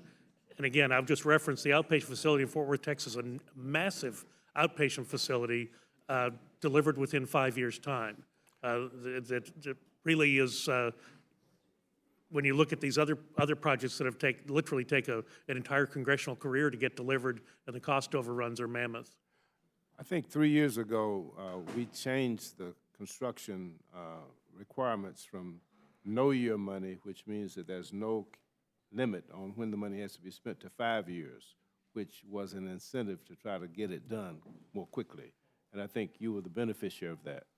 Oh, it was an outside contractor that built the building and delivered The it. requirement was that the money had to be spent in 5 years, as opposed to the money's appropriated and they do it when they get around to it. I would just offer that the model exists, and it seems to have worked well in Fort Worth, Texas, and maybe you ought to apply it in other locations. I just need to ask you, and the chairman may have already asked this because I know it came up last year during this appropriations hearing, and that is the where we are with the information technology systems. I notice on page, whatever it is, 31 of the appropriations bill, and goes on for several pages. But the concepts of interoperability between Department of Defense and Department of Veterans Affairs, this continues to be, I know a worry of mine. Do you feel like we're making any progress along that interoperability timeline? Yes, we are making progress. The chairman indicated earlier that we had a demonstration a couple of weeks ago so that people could access it with something similar to a credit card. The VA could read the DOD records and vice versa, so that they could access whatever is needed. Now, that system has not been fully implemented. We had requested that there be one seamless system that everybody could access. DOD pushed back on that. They said that their needs were different from veterans, and so they insisted, and what appears to be going forward, in spite of all of the language and the requirements that we have repeatedly put in our bills over the last 3 years, they're trying to get a system which they are defining interoperability is access. And this seems to be getting closer to that. We haven't accomplished it.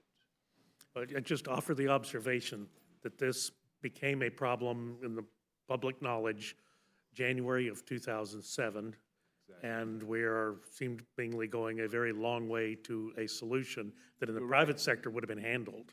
You're absolutely And I mean, and surely our veterans deserve no less than anyone in the private sector. I'll tell you another concern I have, and you read reports in the press, the Department of Defense is talking about entering into a fairly large contract with a vendor, and yet I don't think this problem is solved. So it looks like they're going to be spending an enormous amount of money on yet another contract with an outside vendor. And again, going back to Building 18 at Walter Reed Hospital, January of 2007, big scandal on the pages of the Washington Post. We're not there yet. And I just worry they're compounding the problem. You're absolutely correct. And we continue to be frustrated. We had the Secretary of DOD, the Secretary of VA last year, and we forced them to sit down and to talk to us about that. And they promised that they were going to work it out. The promise became more and more elusive. We're now getting this demonstration project that is an attempt. And I'm not going to say that it accomplishes it, but it's demonstrating some progress. But I'm not satisfied with it. I don't know that the chairman is satisfied with it, but we're trying to move forward. Do you think you have enough? Do you think you have enough teeth in what you've the bill that's before us for this year's appropriation? Well, is there enough accountability? Each year we've added additional teeth to it, if you will, and of course. The defense has. I'm sorry, but the defense that we put in FY15, we haven't released a lot of those monies yet because, frankly, the VA hasn't lived up to our expectations. So we have fenced money and are refusing to release money. And as I said, still a lot of money's fenced right now for 15. So there is some teeth here. But I do agree with what the ranking member has said that we have made progress. He talked about that credit card or ATM card you put in. If you put it on the VA side, you can access the record of the DOD record. Can't change it, but you can access it, and vice versa from DOD to VA. So I think we're making progress, but again, we're just not satisfied with the pace. And we got agreement with the appropriations subcommittees and the authorizers on both sides, the Senate and the House, to put the language in there. And DOD fenced the money off also. They released theirs. We didn't release ours. because we were not satisfied, fully satisfied that with the work product they provided. But DOD, at the urging, I think, of the other body, released theirs. I think you all were correct. If I just may just, I know this is getting, I'll provide with you some of the cost overruns. I can give them to you after the session, but Las Vegas, Orlando, Denver, New Orleans are the hospitals with the most egregious cost overruns on the construction side, and I'll be happy to share with you those numbers. They're staggering. I appreciate the chairman doing that. Mr. Chairman, I'll yield back.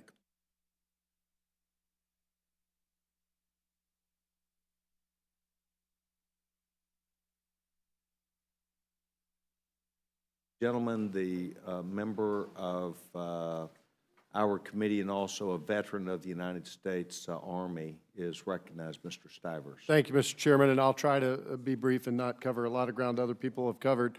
So the gentleman from Texas, Mr. Burgess, asked you, Mr. Chairman, a little bit about the Veterans Choice Program, which is a relatively new program and was done in a supplemental bill last year. As you may know, only 27,000 veterans out of 9 million that should have been eligible were able to access this program. Are there any reforms? I know the authorizing committee is working on some stuff, and I know that the VA already fixed the 40 miles as a crow flies versus the roads you travel, but it is still the case as we sit here today that 40 miles is any VA facility, not the VA facility that is actually providing the relevant care, which it should be the relevant care, not any VA facility. And so there's still a lot of work to be done, and my question is, does this bill require any changes or any look at the Veterans Choice Program, because that program is an important way for our veterans to access care close to their communities. The same very passionate statement you gave about how our veterans should be able to access care in their communities that they want, that is quality care. That's what the Veterans Choice Program is supposed to do. Mr. Chairman, does this bill address it at all? In the report language, but not in the bill language. Okay. And I understand it's an authorizing issue. So yeah, that's, and that's believe me, I believe we need to reopen the bill, because you're absolutely right about what you just stated, that there are very real limits as to how veterans can access the choice. There's a lot of work to be done. I appreciate your continued work on it, both of you, and it's a bipartisan issue, and I'm not, I understand it's also mostly an authorizing committee issue, but the one thing we have here in Congress is appropriations. And it's the one thing that we know is going to get done every year, well, almost every year. And so I really would hope that you would continue to work with the authorizing committee on this. It's a really important issue, and it's the one thing that can really help our veterans. And I have a lot of rural counties where there is no VA facility within 40 miles, but also those folks aren't even getting care the way it stands today because there's a lot of other hassles and burdens. So I appreciate the report language. I would just ask for your continued commitment. Does the gentleman want to?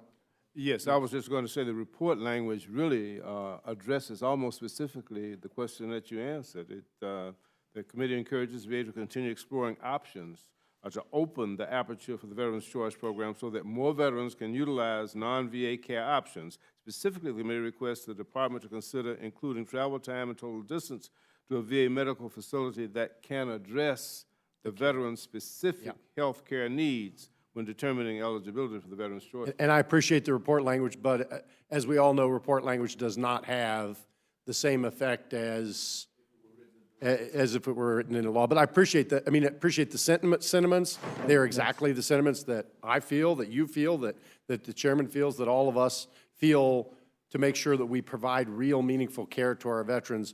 But we need more than report language over time. And so I just want to urge you to continue to work with the authorizing committee. This is a very important issue. The choice program is not being administered the way it should be. It's still a little, I understand they're still working their way through it, but it needs to help people, and it's not helping people, and we need your help on that. Mr. Chairman, I have one other question on Arlington National Cemetery. There's I've seen some information that conflicts. what is the impact on Arlington National Cemetery of the National Cemetery's construction language in the bill? We've added $5 million for the access road, or $5 million for the cemetery, then $30 million for the defense access road from Fort Myer. Because that's a big project, and it's going to help keep Arlington National Cemetery viable for the into the next century. So I appreciate. I saw the roads there. The other stuff with the, what's it called, the Centennial or Millennium Project? Centennial Project, I think, is Millennium Project. Is that funded as well? It is. It's all funded. Okay. So I knew that there were some. You have to set priorities. I get that you have to set priorities. I just think that's really important because a lot of our veterans, if we don't do something, could be denied access because they're running out of space. We need to build it into, you know, the period where we'll have space for the next 50 to 75 years. So I appreciate your commitment there. Those are my questions. Again, I feel very strongly that we need to provide our veterans care in our communities, and I would urge you to keep working toward that and really pay attention to the Veterans Choice Program in the next appropriations bill, because report language, you know, is great at encouraging, but we may need more than that next time, and I'd like to see more than that now, but I'll take what I can get. I yield back, Mr. Chairman, or Madam Chairman. Thank you very much. Mr. Collins, you're recognized for 5 minutes. Thank you, Madam Chair. I appreciate that. For 5 minutes. Sorry. Force a habit. No. Here we go. As my kids say. Look, one of the things that, and I know this went on, is there a problem? There's this question on the time left on the vote downstairs. I'll also after the vote. Yeah. We're going to make sure that you two Well, hold get to on. vote. Yeah, we've been switching food. Yeah, look, I think this is, you know, a lot of this is went over, but it's Mr. Stivers and myself who are still active reservists and guards members. This is an issue that is all of our offices hear about. I'm more concerned, and Mr. Chairman, you made the statement that the VA is I think your words were systemic structural problems. And I think systemic structural problems is something that we've got to deal with in this issue, and continuing the process. And I think Mr. Hastings, many others have talked about the general the general employment population of the VA is not the issue here. I think it's more of the management issue. The question, you said there'd be more oversight, and we looked at this oversight. Can you feel either one of you want to explain or discuss this oversight capabilities and concerning spending actions? How is it tougher than what they currently are supposed to be doing now, especially when you look at it between limiting transfer between projects, reporting on bid savings, these kind of things, and certain spending actions without notifying Congress? How is it different in this piece of appropriations directing language than it has been in the past? Sure. As I said, we've been using fencing as best we can on a variety of projects, and as I just mentioned a few moments ago, with respect to the integrated health record, you know, we have held money for 15. We've held it, and so that's strong oversight. I could also probably point to some other areas. I mean, the VA construction dollars. I mean, we've level funded that. You know, the administration wanted a big increase, but it was hard to justify any kind of an increase in VA major construction, given the problems we've seen. Well, and so these are, you know, so we've. I agree, and I know we're in a time frame which I'm unfortunate about, but I think the question is transferring, you know, the question of when you look at, because I've served on appropriations level and the state level, overseeing departments and everything else, when I look at the overview that was provided here and looked at some of the actions, it says, you know, oversight was saying including limiting transfers between construction projects, reporting on bid savings, these kind of things. How is that, like if you have Denver all over again, Johnny Isakson, chairman from the Senate, Chairman Miller, I know have been looking into this, but what from the appropriation side could be different, or is policy different in this to give you better oversight into that we don't have these overruns? Not Mr. Collins, I'm sorry. There are only 53 votes out, so I'm going to ask the witnesses to go vote and stay down for the second vote, and then come right back if you would, and any other member that needs to go vote. But we're going to not recess but just simply have people go vote for the second vote and come right back.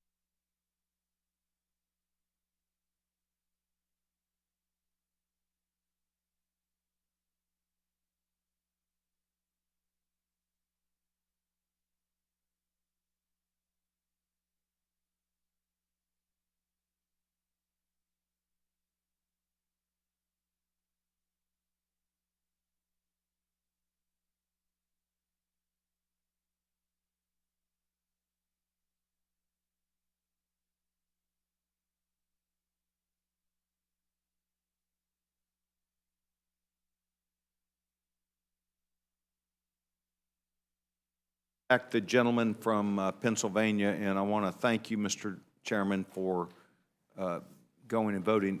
Did you vote on both the bills? Thank you very much. The gentleman, Mr. Collins, is recognized. Thank you, Mr. Chairman, and Mr. Chairman, I appreciate you coming back. I think my question is, I may not have phrased it well, it's a late hour and we've been going through this. Oversight that you currently have, is there any new oversight that we're putting in? Okay, that's sort of probably that's my question. And now it gave us the time to get some more answers. I'll give you, we fence 75% of the information technology system until 9 conditions are met. So we've done that. There's no construction funds that may be spent for projects in excess of the scope specified, because that's a big part of our problem. Right, exactly.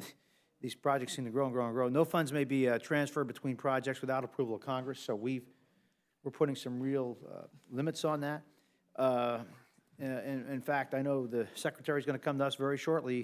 He needs to find money for some construction projects and is going to be giving us a proposal that might cause some heartburn. But the VA also must provide construction spend plan before obligating any funds. So that's another change that we made.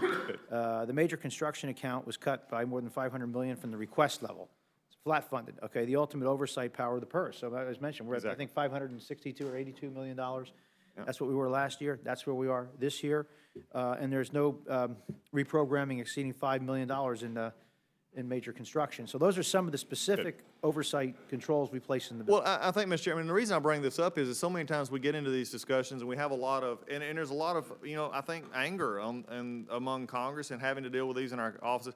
And to see specifically for somebody listening to say, here are things that we're not doing, that we're now putting into this bill that do give us more oversight besides just the funds, because there's just not an understanding here of why it happens. And when you have veterans call and say, I can't get care, or I'm having trouble with this, and we continue to say, why are we funding it or how are we funding it? This gives everybody at least a look to say, yes, Congress is taking seriously this role. I do want to switch real quickly to something, though, that concerns me about how they're spending and what the spending is. I have Atlanta. I have, just south of me, the Decatur Medical Center. We have also Augusta. I've toured both. One of the things that, and my friend from Georgia, did you just recently say the Secretary was going to medical schools himself to recruit doctors? Yeah. Well, I appreciate that. I really do in the spirit of what it is, but I really wish the Secretary would stay at his desk and do some work on the spending processes that we have. An example, and this comes back to appropriations, the Atlanta Medical Center's dishwasher broke. A $17,000 piece of equipment, it broke. So they couldn't, because of the internal controls that they have put in, they could not get this dishwasher fixed. So instead, they were serving patients on paper plates with plastic forks, costing more per week and month than it would to have fixed the machine. This is unacceptable. To be serving veterans on paper plates when but then when I asked the director at the Atlanta Medical Center, why can't you do this? They said, because it's a major purchase and we have to go through this long process of paperwork and bids and everything. I said, this is why people are just frustrated and upset. And there was other examples of where they're waiting long periods of time to get things that, they said, well, it was put in because people abuse the system. Well, if people abuse the system and defraud the government of money, they need to go to jail. We don't need to be making rules that inhibit what we need to do to help our veterans. So I just want to say thank you for your work. We're going to continue to work on this, but this is one of the reasons why it's very troubling to not, if we didn't have more oversight, if we didn't see these things continually brought up, and the Secretary to work with his directors in these facilities who are hands-on every day to make common sense changes. And I think we do that by appropriations and by what y'all have done. Well, gentleman, yield. Yeah, I yield completely. I couldn't agree with you more. That's the kind of thing that the Secretary identified when he came to sit down and talk with me when he first got appointed. Common sense things just like that. He says he doesn't understand why the government has to be so complicated with all of the bureaucracy. He said when I was in the private sector, we didn't have to do that. Mm-hmm. We were able to fix it, and he wants to try to implement the same kinds of controls and the same kinds of procedures that worked effectively in the private sector because, obviously the bureaucracy is not working. Yeah. And to my good friend, I appreciate that. The problem I'm seeing is what I'm hearing from the folks on the ground is these white papers, these things have been sent up for many months now and they're languishing. I don't understand that. And I agree that he wants to, and I agree with what's coming out of his mouth. The problem is in the work product at the end of the day, and that's why this committee, and I think why our work in this area is so important. I appreciate the gentleman, the ranking member, for it. Mr. Chairman, I yield back. I thank the gentleman for his comments. Gentleman from Washington, the gentleman, Mr. Newhouse, recognized. Thank you very much, Mr. Chairman. Well, let me just add my 2 cents worth to everything that's been said today. You are bearing the brunt of some frustration, and I hope you understand that, but I believe that you share our frustration as well. I can measure my career in Congress in months, not years, so I don't have all the have not had all the opportunities to bear witness to some of the frustrations that our veterans are facing, but I have had a few, and I can tell you the meetings that I've had in local communities, VFWs, specifically to listen to veterans' concerns, go on for several hours with many issues, many complaints. I understand the squeaky wheel usually gets the grease, and you don't hear those that are coming to compliment the VA. I'm sure there would be many if we had meetings for that. But certainly those that have concerns, the number is big. I bet you in my district staff, I could probably redirect the efforts of at least 2 staff members if I didn't have all the issues that we had to deal with, the calls and concerns that our veterans are bringing forward. So it's a big issue, something that we're all very concerned with, we want to fix. And so that leads me just to one question I had for both of you, and thank you, Mr. Dent and Mr. Bishop, for your great testimony so far this evening. When it comes to claims processing, that seems to be a big area of concern. Once people get in the system, there's a lot of satisfaction with the quality of care they get, but getting in, it seems to be a huge issue. Months, if not years sometimes, of waiting. Can you address the what this appropriations language does to help solve that issue? And to me, that seems to be the crux of many of the things that we're facing. Yes, we're requiring periodic reports so that they update us, and they're required to submit these reports quarterly and monthly, so that you know, there is some accountability. Of course, they were submitting reports which had faulty information, but hopefully that has been cured, and the information that's being submitted in the reports is accurate. But staff receives those reports, and they report to us every month and every quarter.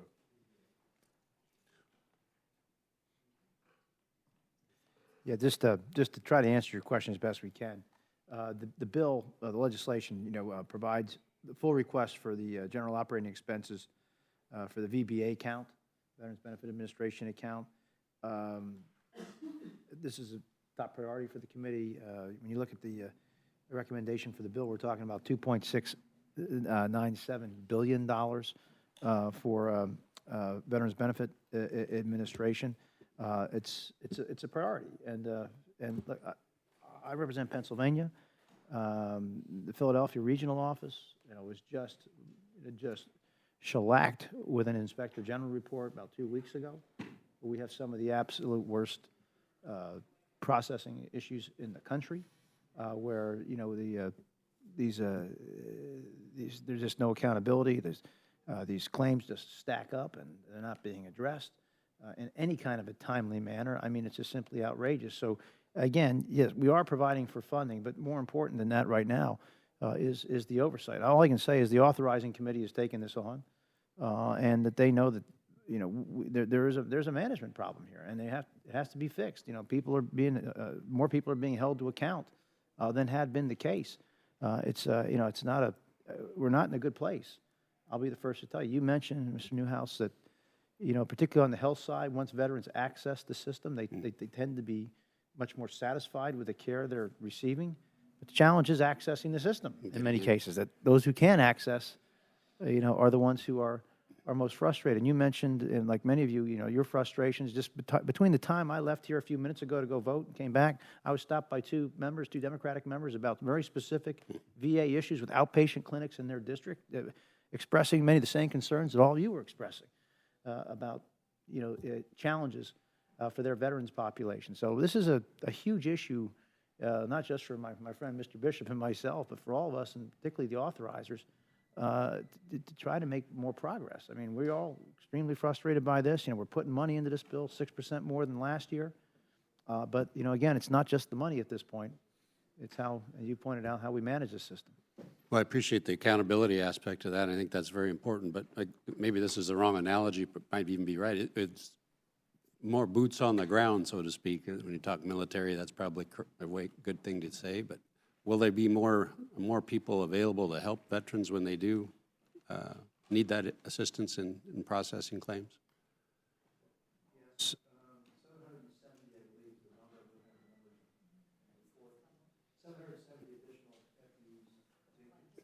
Address it. Good.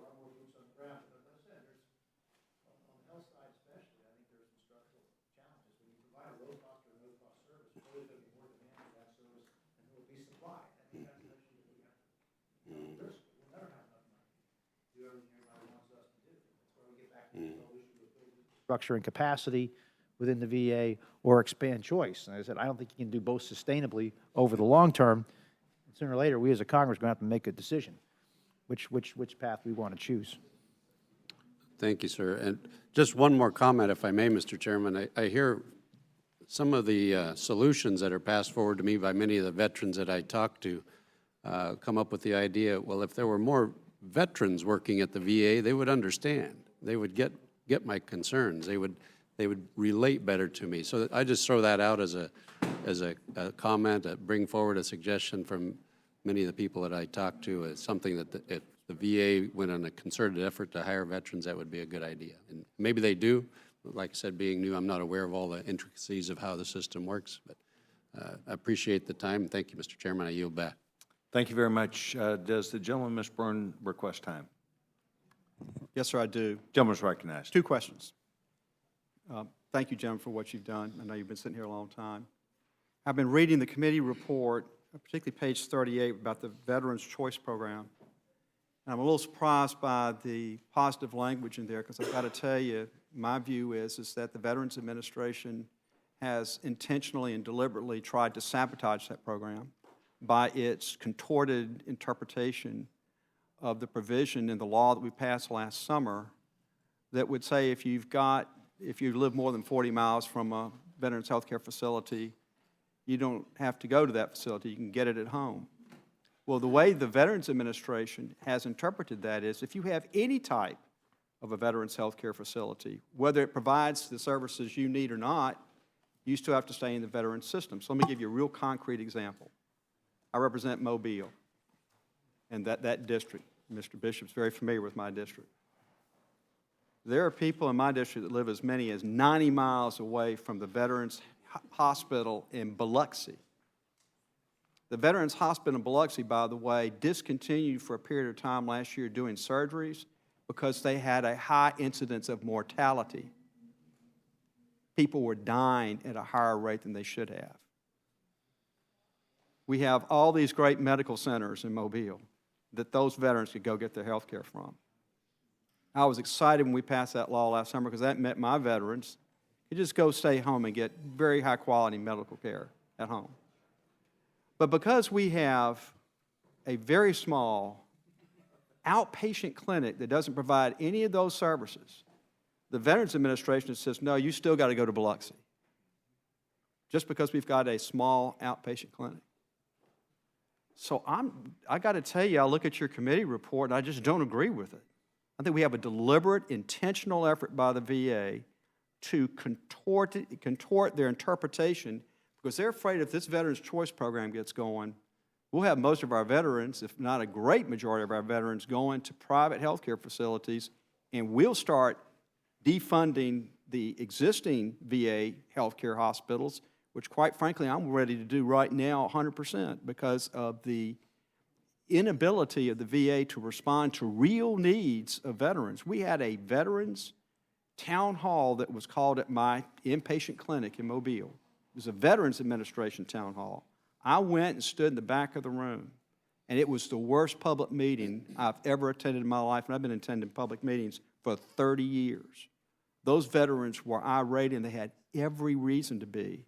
And a lot of it goes back to the Veterans Administration unwillingness to interpret the law we passed last summer right. So I have concerns about the Veterans Choice Program. Second issue, my little clinic. They put out a request for proposal for people to build a new clinic 3 years ago. They got the final and closed their submissions last September. They still haven't let that contract. And they tell us they have the money to do it. When we contact the Veterans Administration to raise questions, raise complaints, we're lucky to get a reply at all. And when we do, it's a non-substantive reply. Why should I or any member of the House of Representatives vote to give these people a dime?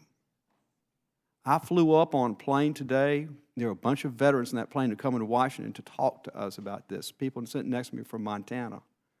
So it's not just my district. It's all over the country.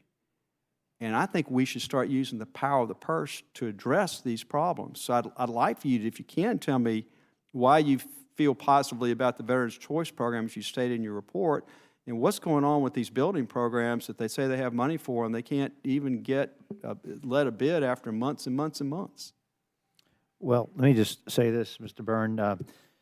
You must be talking a lot to Martha Roby because down in Alabama, I know you have very real problems, and some of the report language in the Veterans Choice actually did come from Martha, and specifically as it related to the committee request the department to consider including travel time and total distance to a VA medical facility that can address the veteran-specific health care needs when determining eligibility for the Veterans Choice Program. Now, I will be the first to tell you expectations were raised unrealistically with the Veterans Choice Act because you're right.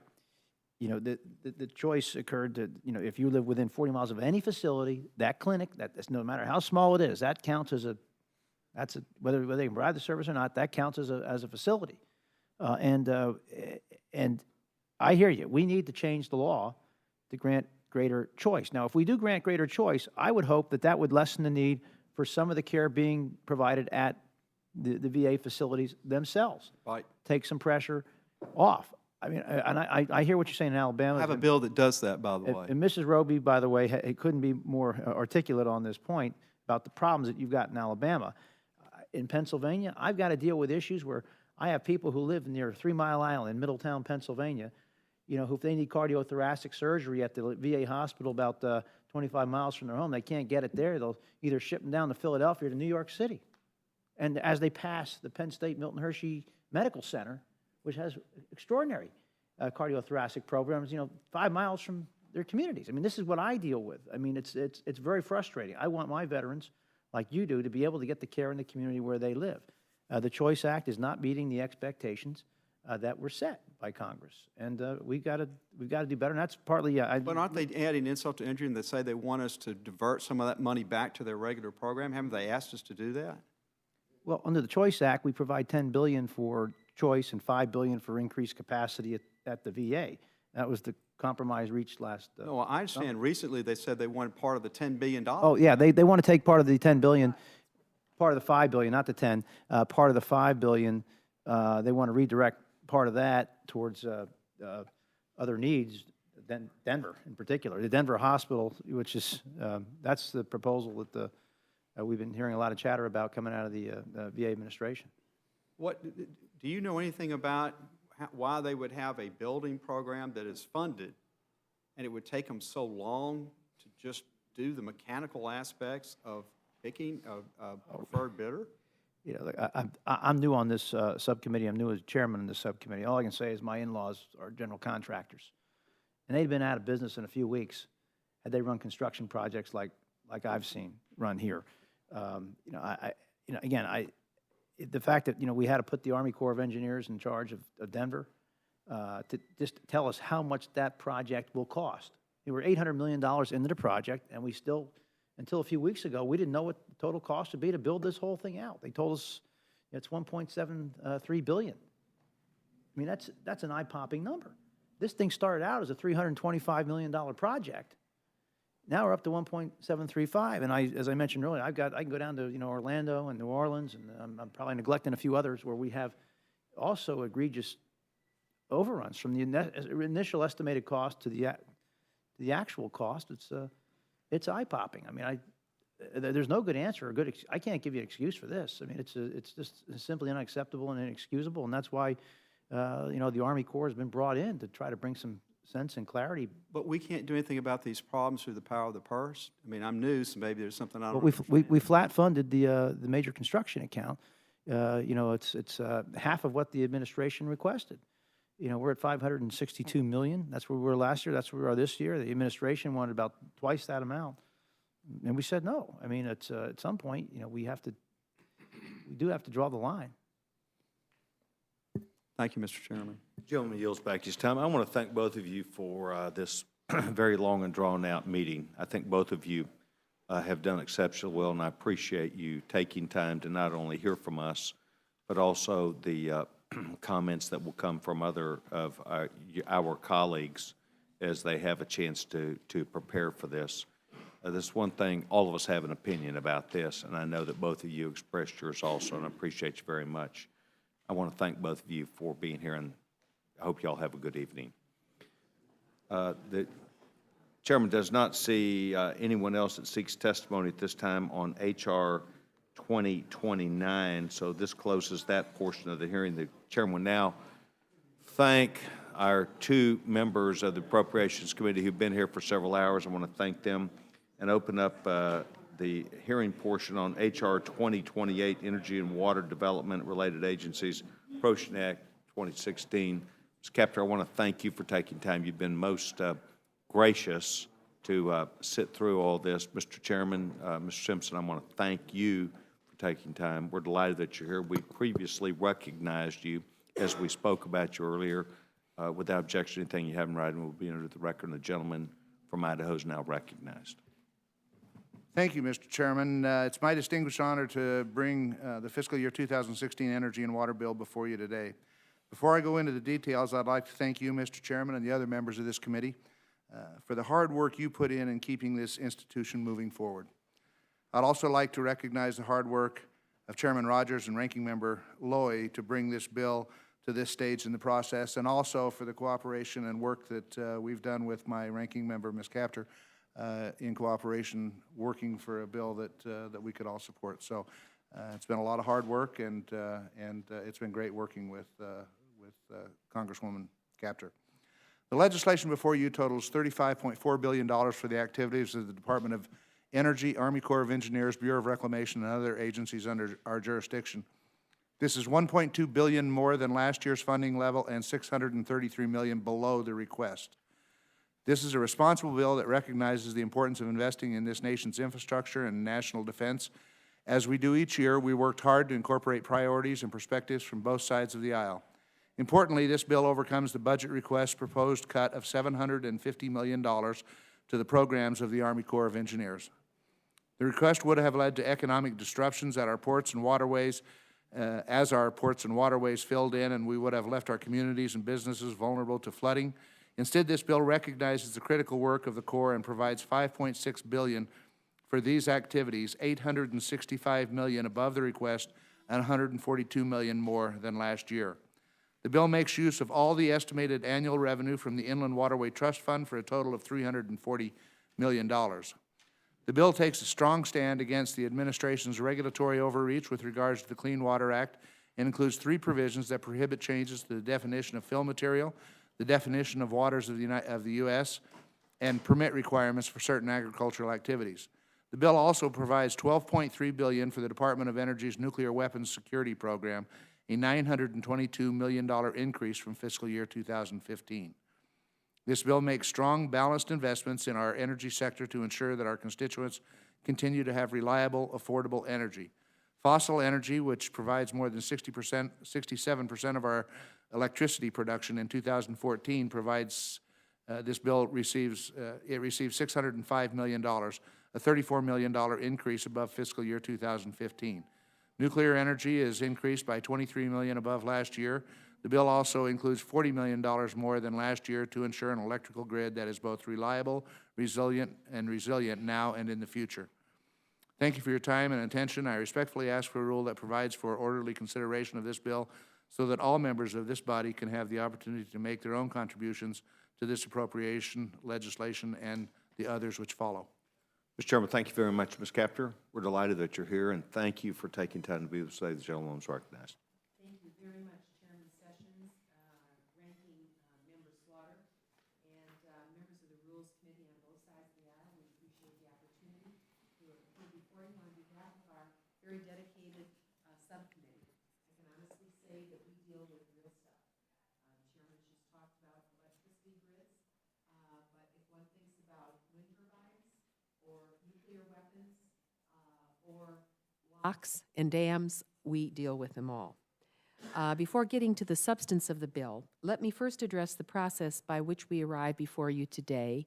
In a way, we have 12 appropriation bills, and this particular bill, as well as the one that was discussed earlier before your committee today, we're on the top end of the teeter-totter. And in a way, I feel guilty because I know that whatever is decided in terms of the early bills of the 12, those that are at the other end of the teeter-totter are going to feel the result. The President has requested a robust increase for this bill before you now for fiscal 2016, calling on Congress to provide the critical and necessary support to sustain and accelerate economic growth anchored in energy independence for our country, domestic energy security, a safe nuclear and modernized weapons capability, and water, port, and maritime improvements to serve a growing nation and growing international trade. All these are within our purview. Yet Congress finds itself ensnared in a worst-case scenario that never should have happened and absolutely should never be repeated, and that is the spending caps put on place by the Budget Control Act. In fiscal 2016, the sequester level caps would put discretionary funding at its lowest level, adjusted for inflation since 2006. I look back to the 1960s, discretionary spending was actually about 2/3 of the federal budget. It has shrunk significantly since then, and there may be different views on how to get to a workable budget with 12 accompanying appropriation bills that follow, but the art of compromise must be put to use again to eliminate the spending caps that threaten so many critical federal programs and underpin our economy and the health of our citizens.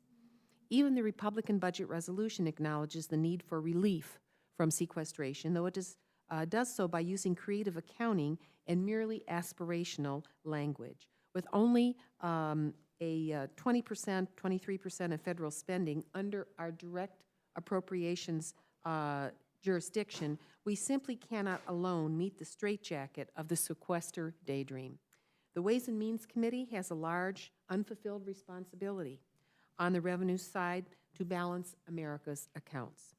While the Murray-Ryan plan was not perfect, another bipartisan budget agreement is essential for fiscal 2016 and beyond. And let me just say this, I'm an appropriator.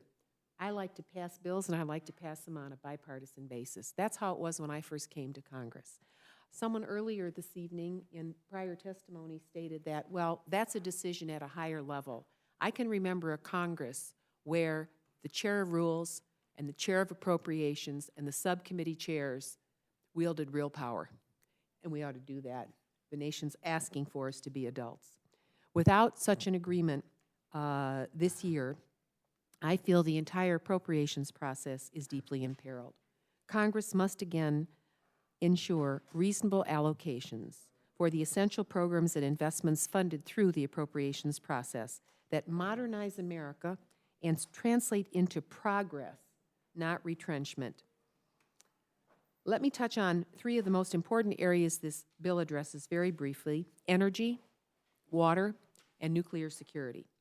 First of all, on energy, advancing energy technologies is critical to restoring an energy self-reliant America, promoting competitive American manufacturing, and reducing the insidious political and economic damage wrought by energy sector trade deficits on this nation.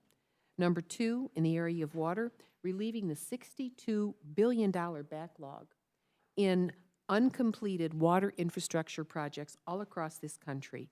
We have to keep our ports open for business. We have to mitigate floods, and we have to help our country adapt to the challenges of both fresh water scarcity in our drought-stricken West and with rising water insecurity due to toxic nutrient runoff in freshwater-rich regions like the Great Lakes.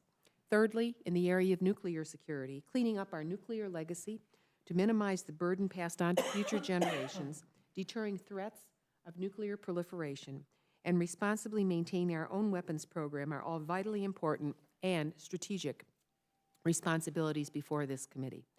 While funding in this bill is an increase over last year, it still falls $633 million short of what the agencies feel they need. I might say that one of the areas that is most underfunded in terms of the threat to this country is modernization of a more robust grid, and doing so quickly.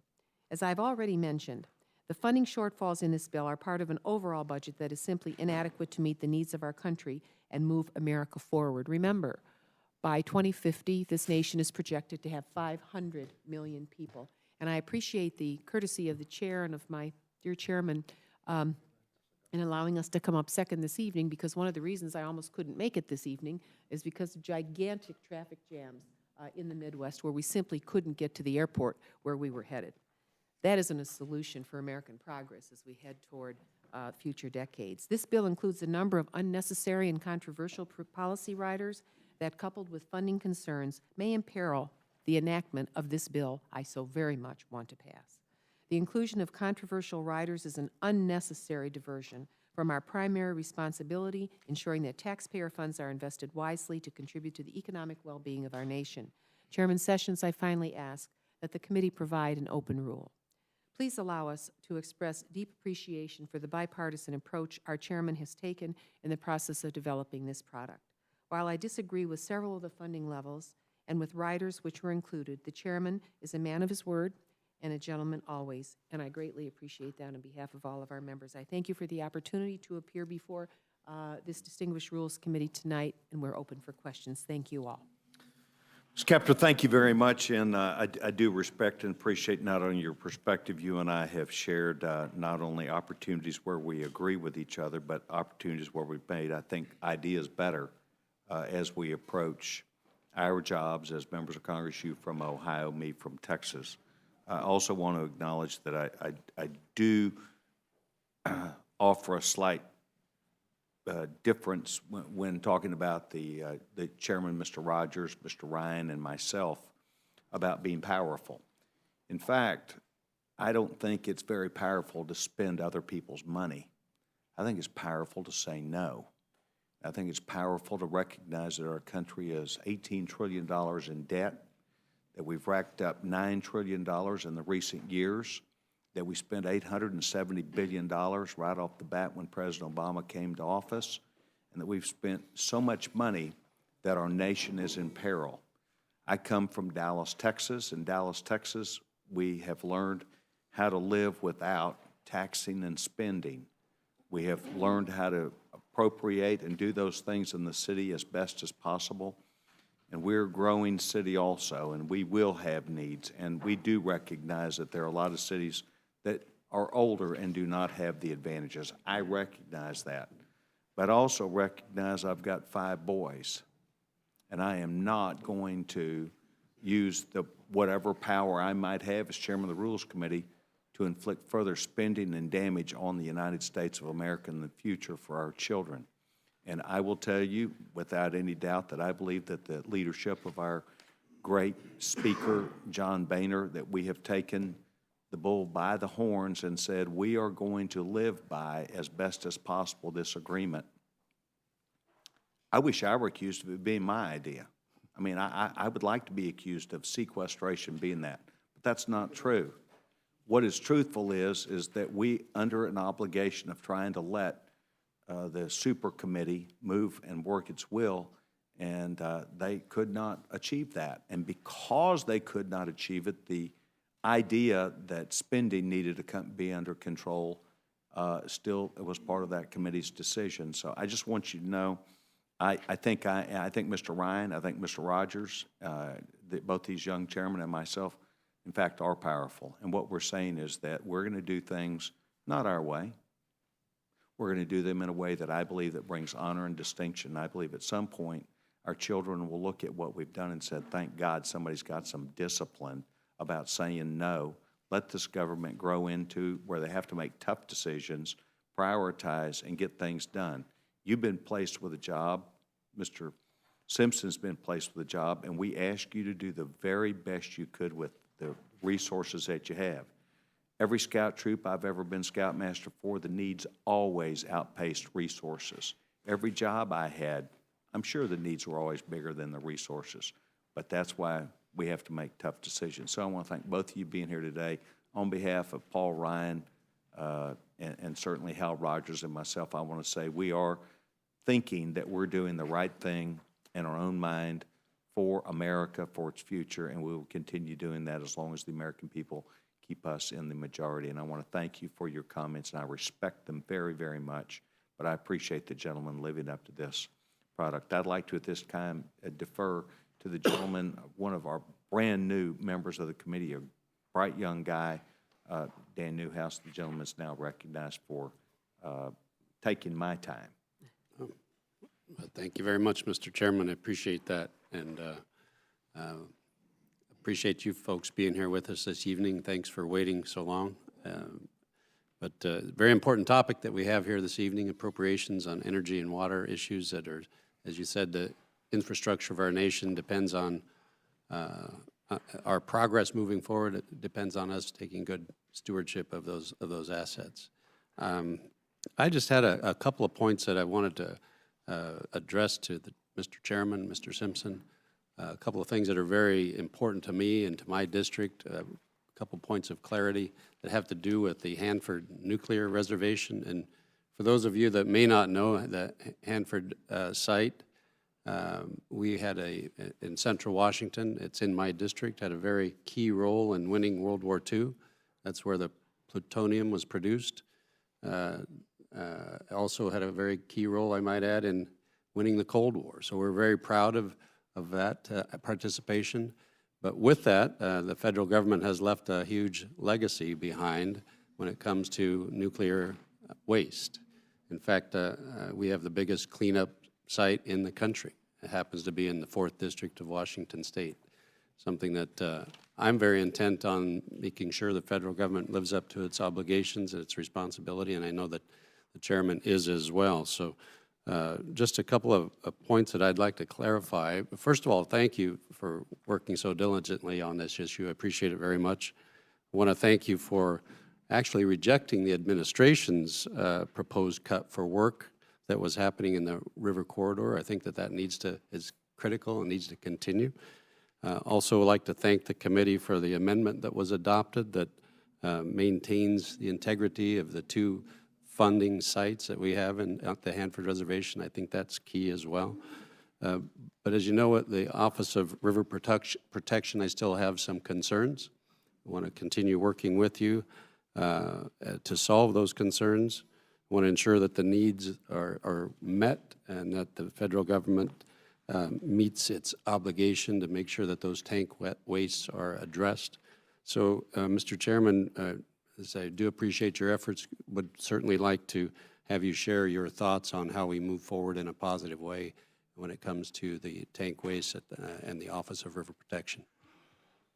Well, thank you, Congressman Newhouse. Obviously, the Hanford site is very important to all of us. It's I've said for many years that if we contaminate the Columbia River, you can kiss nuclear power goodbye in this country.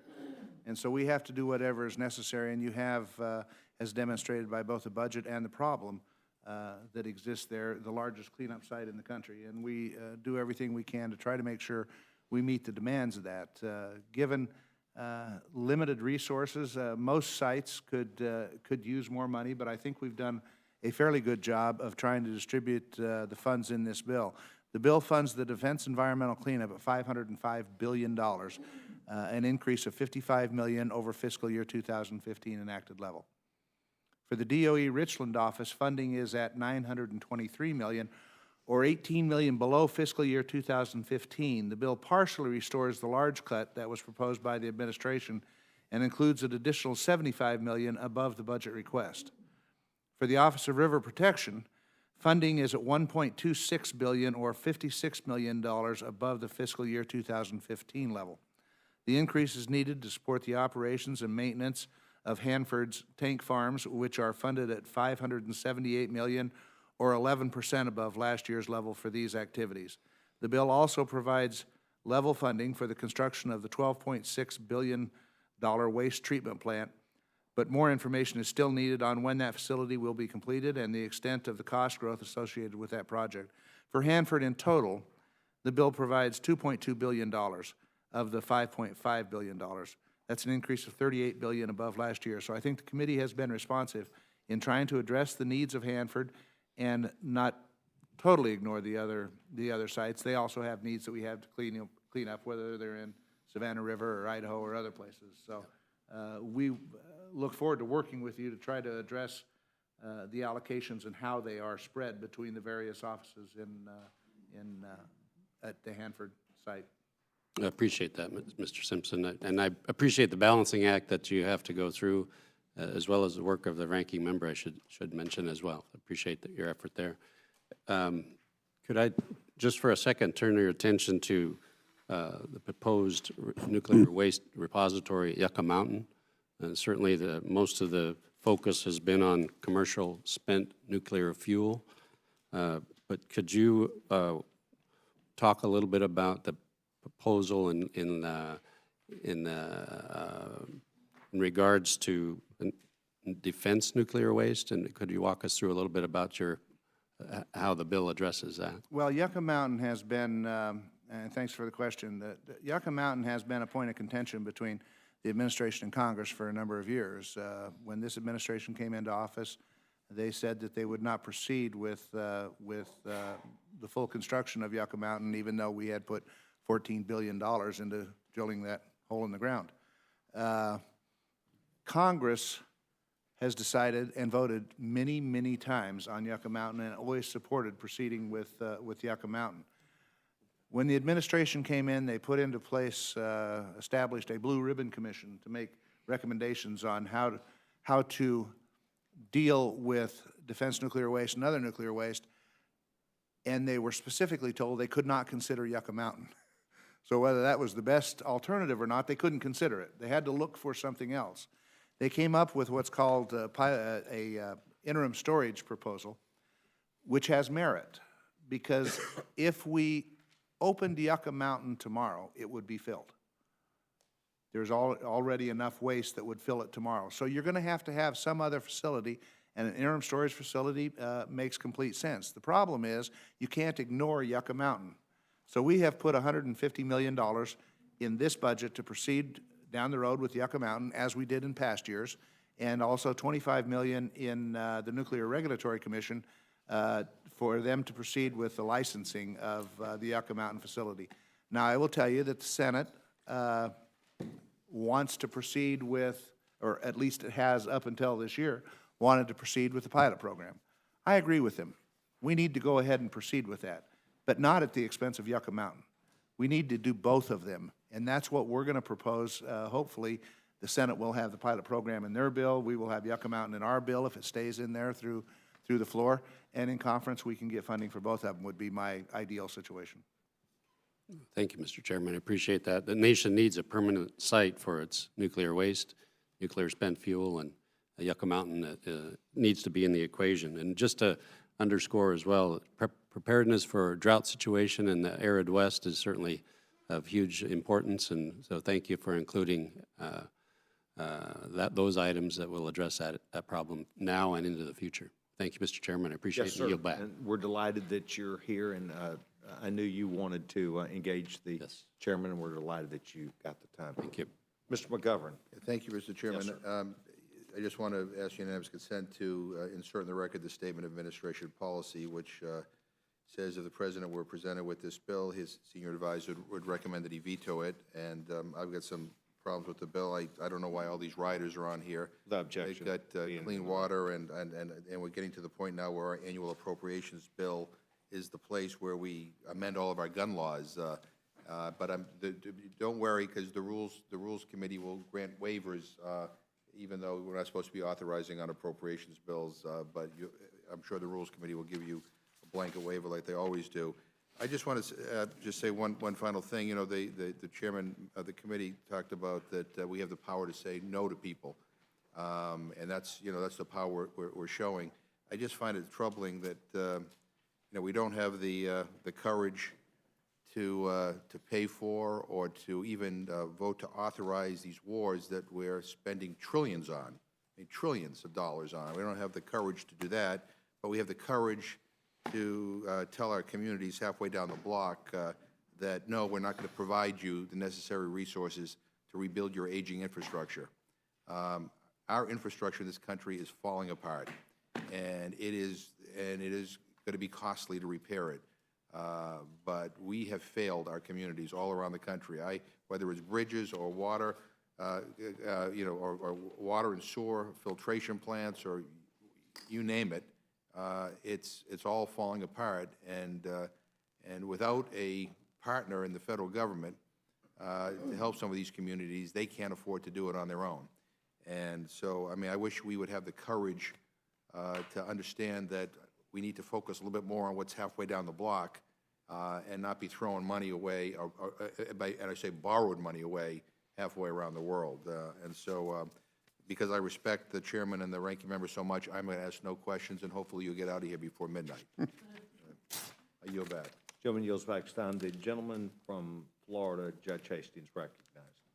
I will do even better than that, Mr. Chairman. I think I'm going to be managing the rule tomorrow, and the lady and gentleman that are here are two people that I have the greatest respect for, that have, as chair and ranking member, really, really strong knowledge of the subject matter.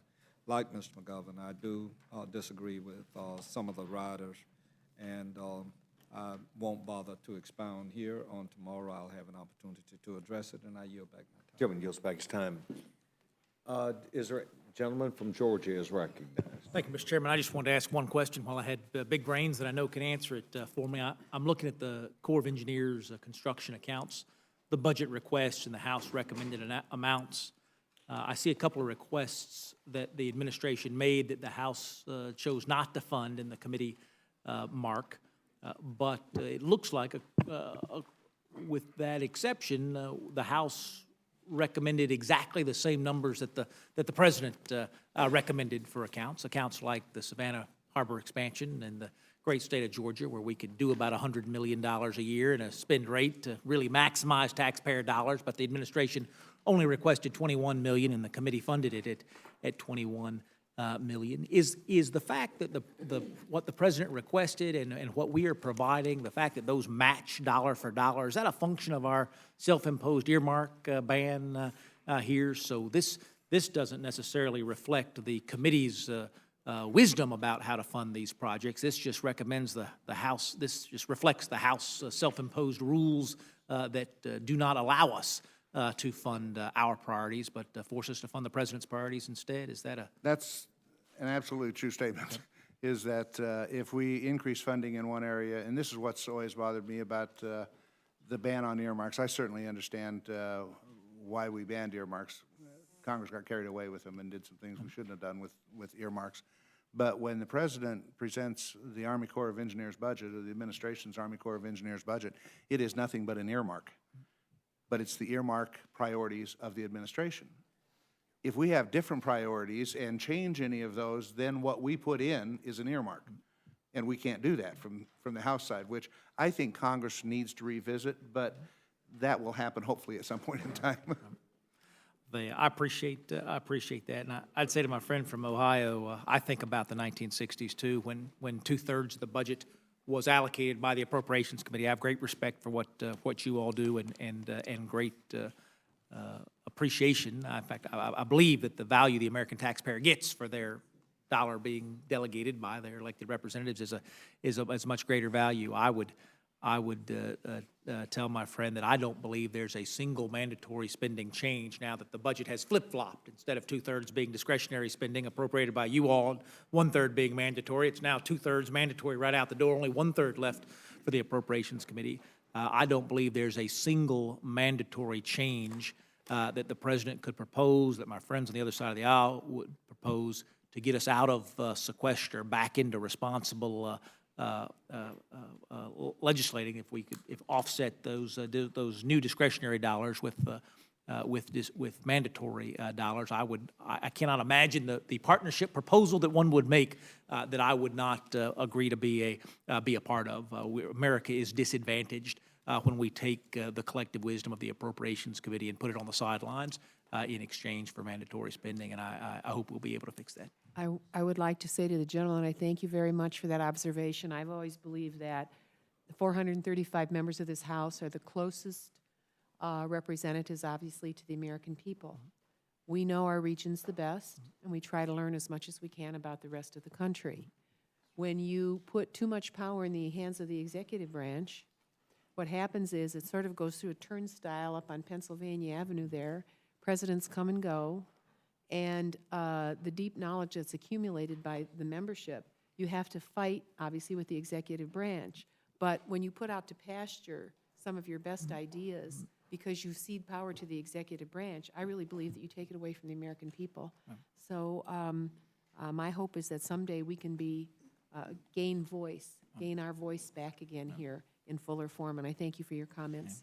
Yeah, thank you both for your leadership. Mr. Chairman, I yield back. Thank you very much. Is there any other member of the committee that seeks? A gentleman from Louisville, Texas, Dr. Burgess, is recognized. Thank you, Mr. Chairman. And I just had a question on the on Title 17 of the Energy Policy Act that was passed in 2005, the loan guarantees that were made available for energy projects. Is there still an unexpended balance in that loan guarantee?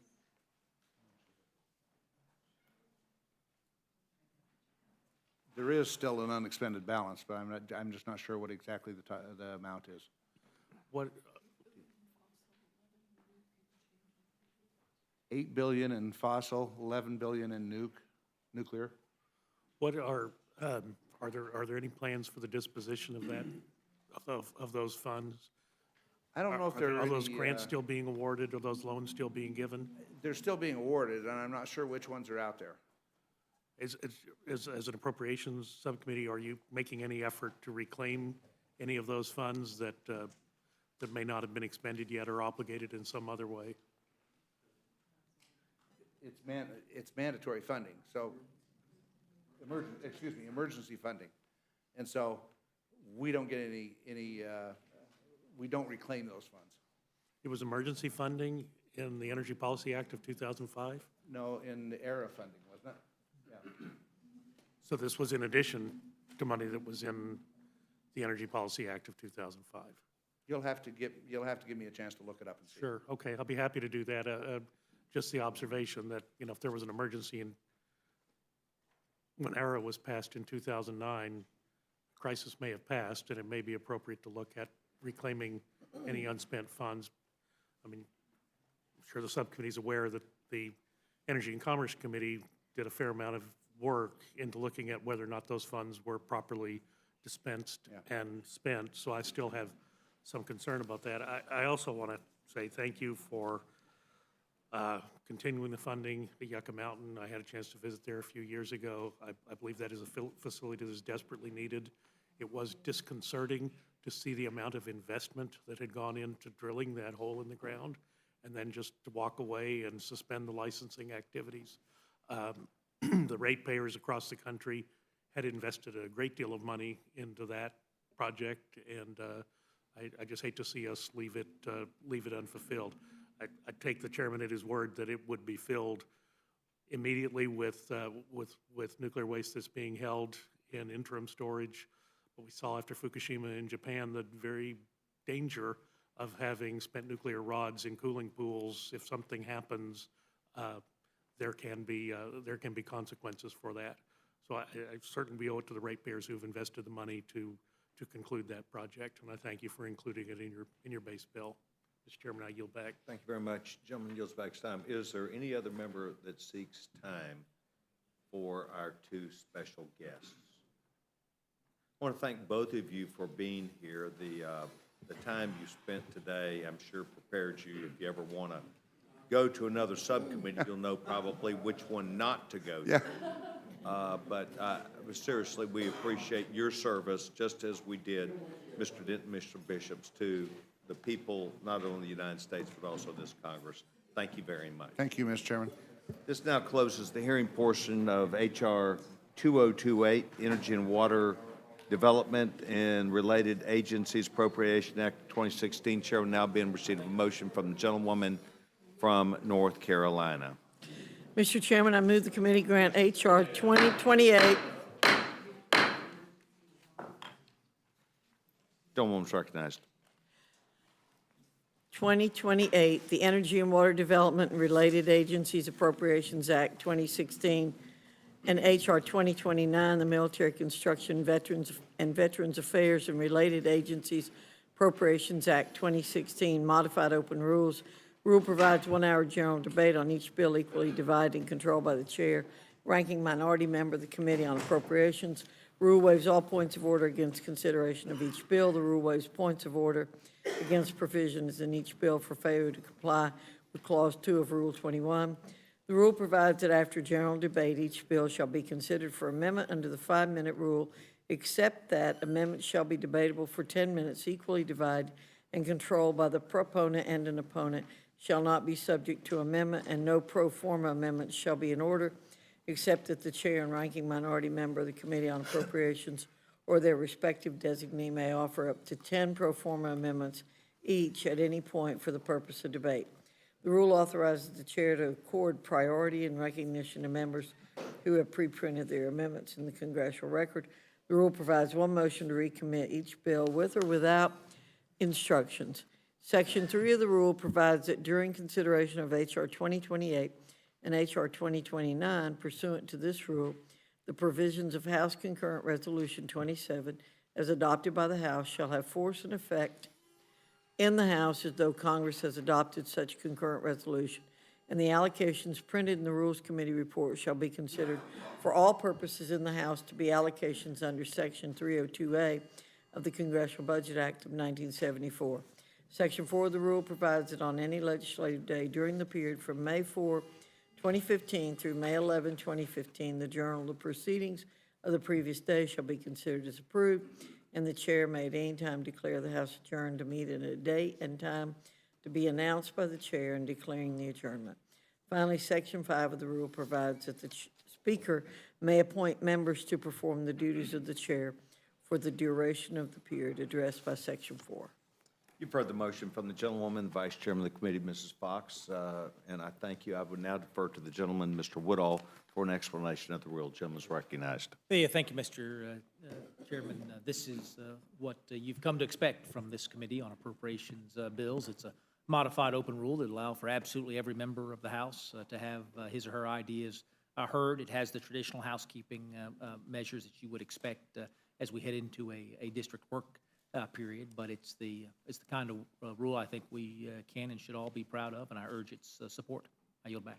Thank you very much. The chair is now open to any amendment or discussion. Gentleman from Massachusetts recognized. Mr. Chairman, I have an amendment to the rule. I move the recognized. committee strike the section of the rule which deems the provisions of H-Con Res 27, the Republican budget resolution, to have full force and effect.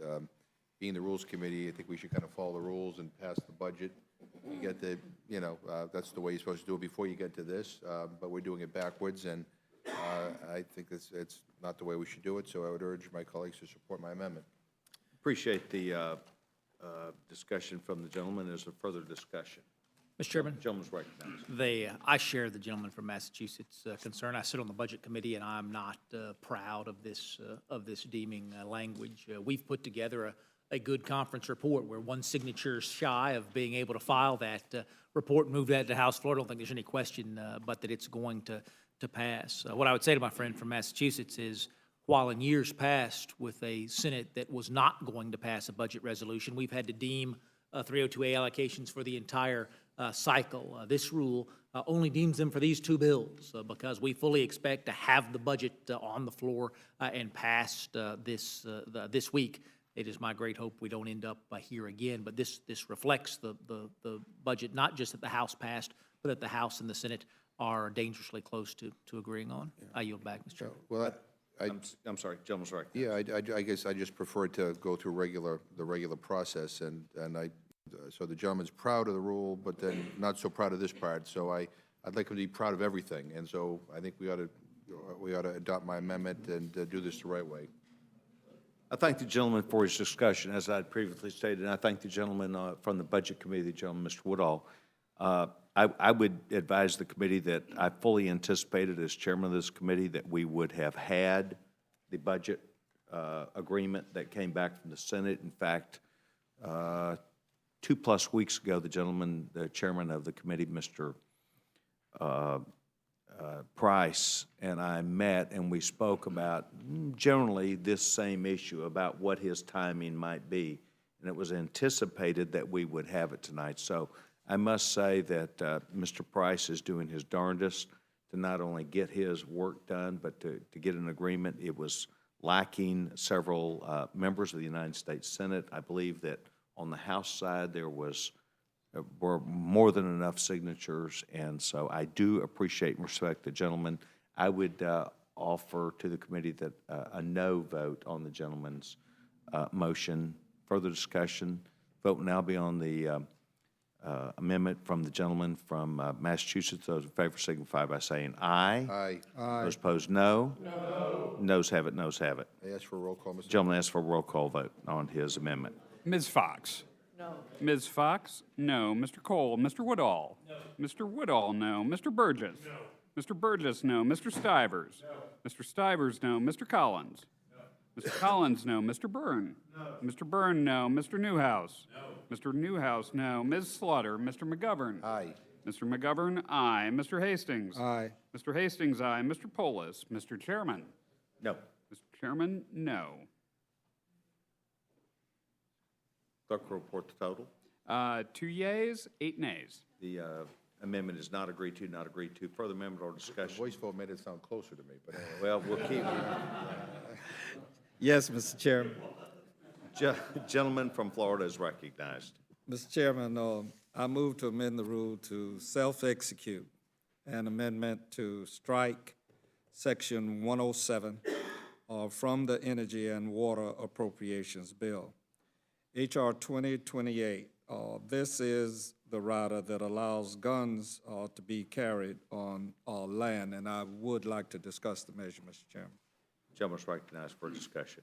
Mr. Chairman, I live first on the administration's policy, and I certainly am not carrying any of their water here, but it does save time for me to point to it. The administration objects to 107, which prohibits the Corps from enforcing its ban on firearms at a water resources development project. If enacted, this provision would prevent the Secretary of the Army from using the discretion now provided in law to enforce or revise the current Corps policy based on considerations such as security of critical infrastructure, public and employee safety, and the manner in which the firearm is carried. Example, open versus concealed in a variety of our states where Corps Rangers may be employed. Presently, Corps Rangers are not authorized to carry firearms and do not have full federal law enforcement authority. Mr. Chairman, the first thing that came to my mind when I saw this, aside from the fact that it's an unnecessary rider in a particularly important bill, is that a number of members may choose not to vote for what I believe Mr. Simpson and Ms. Capta and their committees have put forward within the framework that exists, good measures that are in this particular measure. Let me be very clear. I own a gun. I had a BB gun when I was 7. I had a single-shot .22 rifle when I was 12. And I believe in the Second Amendment. I believe everybody should have a right to have and own a gun. I do not believe, and it is not a part of this consideration, but I do not believe that anyone other than law enforcement authorities or military personnel should have an assault weapon, and that, I might add, is a problem. Some years back, the Surgeon General of the United States, Mr. Satcher, made a comment that set off a furor in this country that there was an epidemic of gun violence in our country. I wish I remembered the date, but it certainly was as much as a decade ago when Mr. Satcher was Surgeon General. I have considered and have talked with people that work with me and constituents about the number of gun violence-related measures in this country having nothing to do with ongoing events, having to do with the police and minority communities. I don't use the 1 minute rule very much, and I rarely, if ever, do the after hours speaking.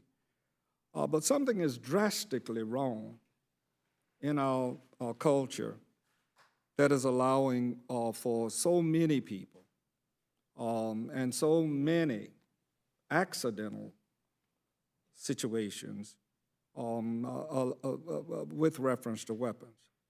Now, just as I think of the various core projects that I know exist in the constituency that I'm privileged to serve, including Hoover Dam and countless projects, one of the largest ones in the world, the Everglades restoration. The Army Corps is involved in dredging along the coastline and involved in measures that allow for particular problems having to do with the potential for people coming in a way to harm the infrastructure that the Army Corps works on. There's no real reason for the Rangers who do not have police authority to be put in the position of having weapons and or others who come on land that Corps is involved in to come on and be able to utilize weapons. I appeal to the better sense of our nature and recognize, as I said at the outset, I'm not against anybody owning a gun. And I also might add, I'm very proud of the fact that I receive, I believe and hope I do, 0 every year that the NRA scores anything. So I have no fear of the National Rifle Association, who have proliferated various states, including my own, with unnecessary gun legislation that has nothing to do with the Second Amendment or whether or not people have a right to have a weapon. This is alarming. So I'm considering just opening up the congressional website and ask people around the country, just send me, please, so is how we can get some empirical data. The number of people, not their names, but who got shot yesterday in your area, who killed his wife, who committed suicide, just in my own area, 2-year-old child shot in Riviera Beach, Florida, just day before yesterday and died night before last. Countless children around this country have accidents in the same constituency that I'm talking about, not among black people, but among white people. A child came across the gun, child's 2 years old, 3 years old, and shot his mother, and the first thing out of his mouth is, "You're gonna be all right, Mom?" Something is drastically wrong, and it needs to be addressed, and we need to stop doing things like this. Thank you for the time, Mr. Chairman, and that is the amendment that I offer at this time. Thank you very much. Further discussion. Gentleman from Georgia is recognized. Thank you, Mr. Chairman. I appreciate I think the heart of the gentleman from Florida, but it just, as I was sitting here, I grew up as son of a state trooper all of my life. from the earliest remembrances I ever had, I can remember his service revolver and other guns sitting in his room. I understand the responsibility that he had in training me and my brother in the fact that we were not to touch that weapon, that we were not to be a part, that it was kept out of our reach, it was kept out of our way. And as we grew, we were trained in the proper use, I believe, much as you were. What concerns me in this discussion, and the gentleman can have his amendment and we'll vote accordingly in just a moment. But I think working groups or others that would work to continue the rights of Second Amendment, I have differences of opinion on groups that may think you're better, or you appreciate more your legislation than mine. But I think the groups, whether it be the NRA or others who support gun rights, I think the interesting thing to me is I never found a gun, in your statistics that you just said are disturbing, as they would be to anyone. But I have never watched a gun jump up and shoot someone by itself. I have never seen one just stand up on my father or my own closet and jump out and kill someone. I've never seen, for that matter, a knife jump up off the table and stab someone. I think what we have to do here is, again, take personal responsibility and ownership. And in this discussion, realize that there are differences of opinion, and verily so, and should be debated. But I think in this area, especially when we get to the understanding that in some way that gun violence, which is tragic and should be curtailed and trained in many ways, I would just limit to say that there's also a responsibility factor driving a car, owning a gun, taking medication, whatever. There is just that personal responsibility factor that goes in there. And not to your amendment per se, but just a simple fact to say that there is a level that we all need to be responsible. And I think gun ownership is nothing less than that or any more than that. Would the gentleman yield? I always will. My father was not a state trooper. My father came home when I was 9 years old and had been in a gambling game and took a gun and pawned. He knew that I was basically a responsible child as it pertained to weapons. And I remember it as if it were yesterday. My mom was cooking, and he told me, he said, "Look at that gun I have on the dresser." And I went, and before I knew it, I shot the gun. It just missed my uncle that was in another room. That gun didn't jump up, as you say, but I was a 9-year-old child. The 3-year-old that shot her mother the other day was not the person that we would want to address and say to her that guns don't shoot mamas, children do. And what I'm suggesting to my good friend is that there is a serious epidemic, and it doesn't have anything to do with whether or not we have the right. Of course we have the right to have a weapon. And of course we should have that personal responsibility with reference to training. But something has gone drastically awry. And whether it's lack of parenting like you and I had, you were probably told just like me that don't you ever point one of these things at somebody unless you intend to shoot them. You understand? And I knew we had boy fights and everything. I never thought about going home and getting a gun. Somebody would have killed me in my house had I done that. So all I'm saying is we don't need to cause further proliferation in the society. And this isn't going to be immense, but it's just the idea alone. Thank the gentleman. And I appreciate that. And I think just in that generalization, your last comment sort of summed up my opposition, probably this. It's not going to address what you talked about. I agree with that in your statement just now. And I just say, and I would encourage the committee to vote no on this amendment. No, Mr. Chairman?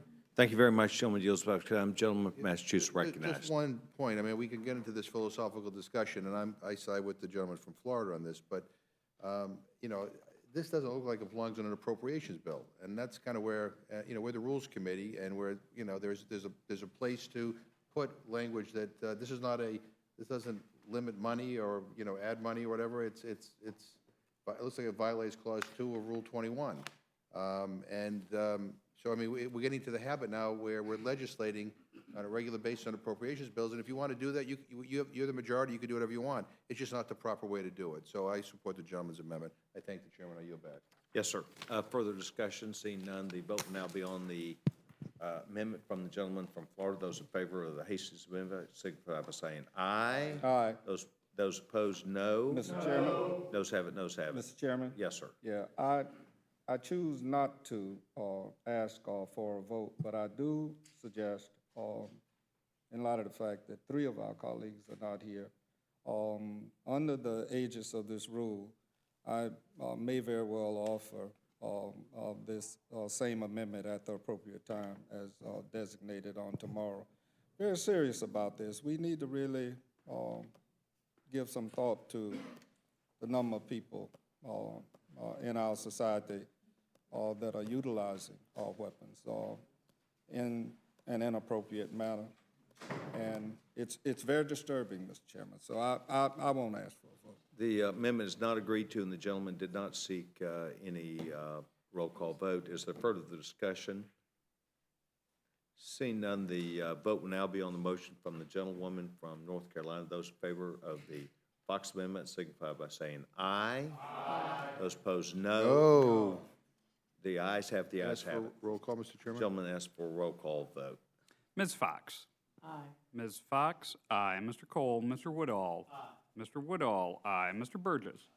Mr. Burgess, aye. Mr. Stivers? Aye. Mr. Stivers, aye. Mr. Collins? Aye. Mr. Collins, aye. Mr. Byrne? Aye. Mr. Byrne, aye. Mr. Newhouse? Aye. Mr. Newhouse, aye. Ms. Slaughter? Mr. McGovern? No. Mr. McGovern, no. Mr. Hastings? Just one moment. Did we Yeah. also this Well, yeah, I did. second one? I did. Okay, I just wanted to make sure we had asked unanimous consent. My vote is no. Mr. Hastings, no. Mr. Polis? Mr. Chairman? Aye. Mr. Chairman, aye.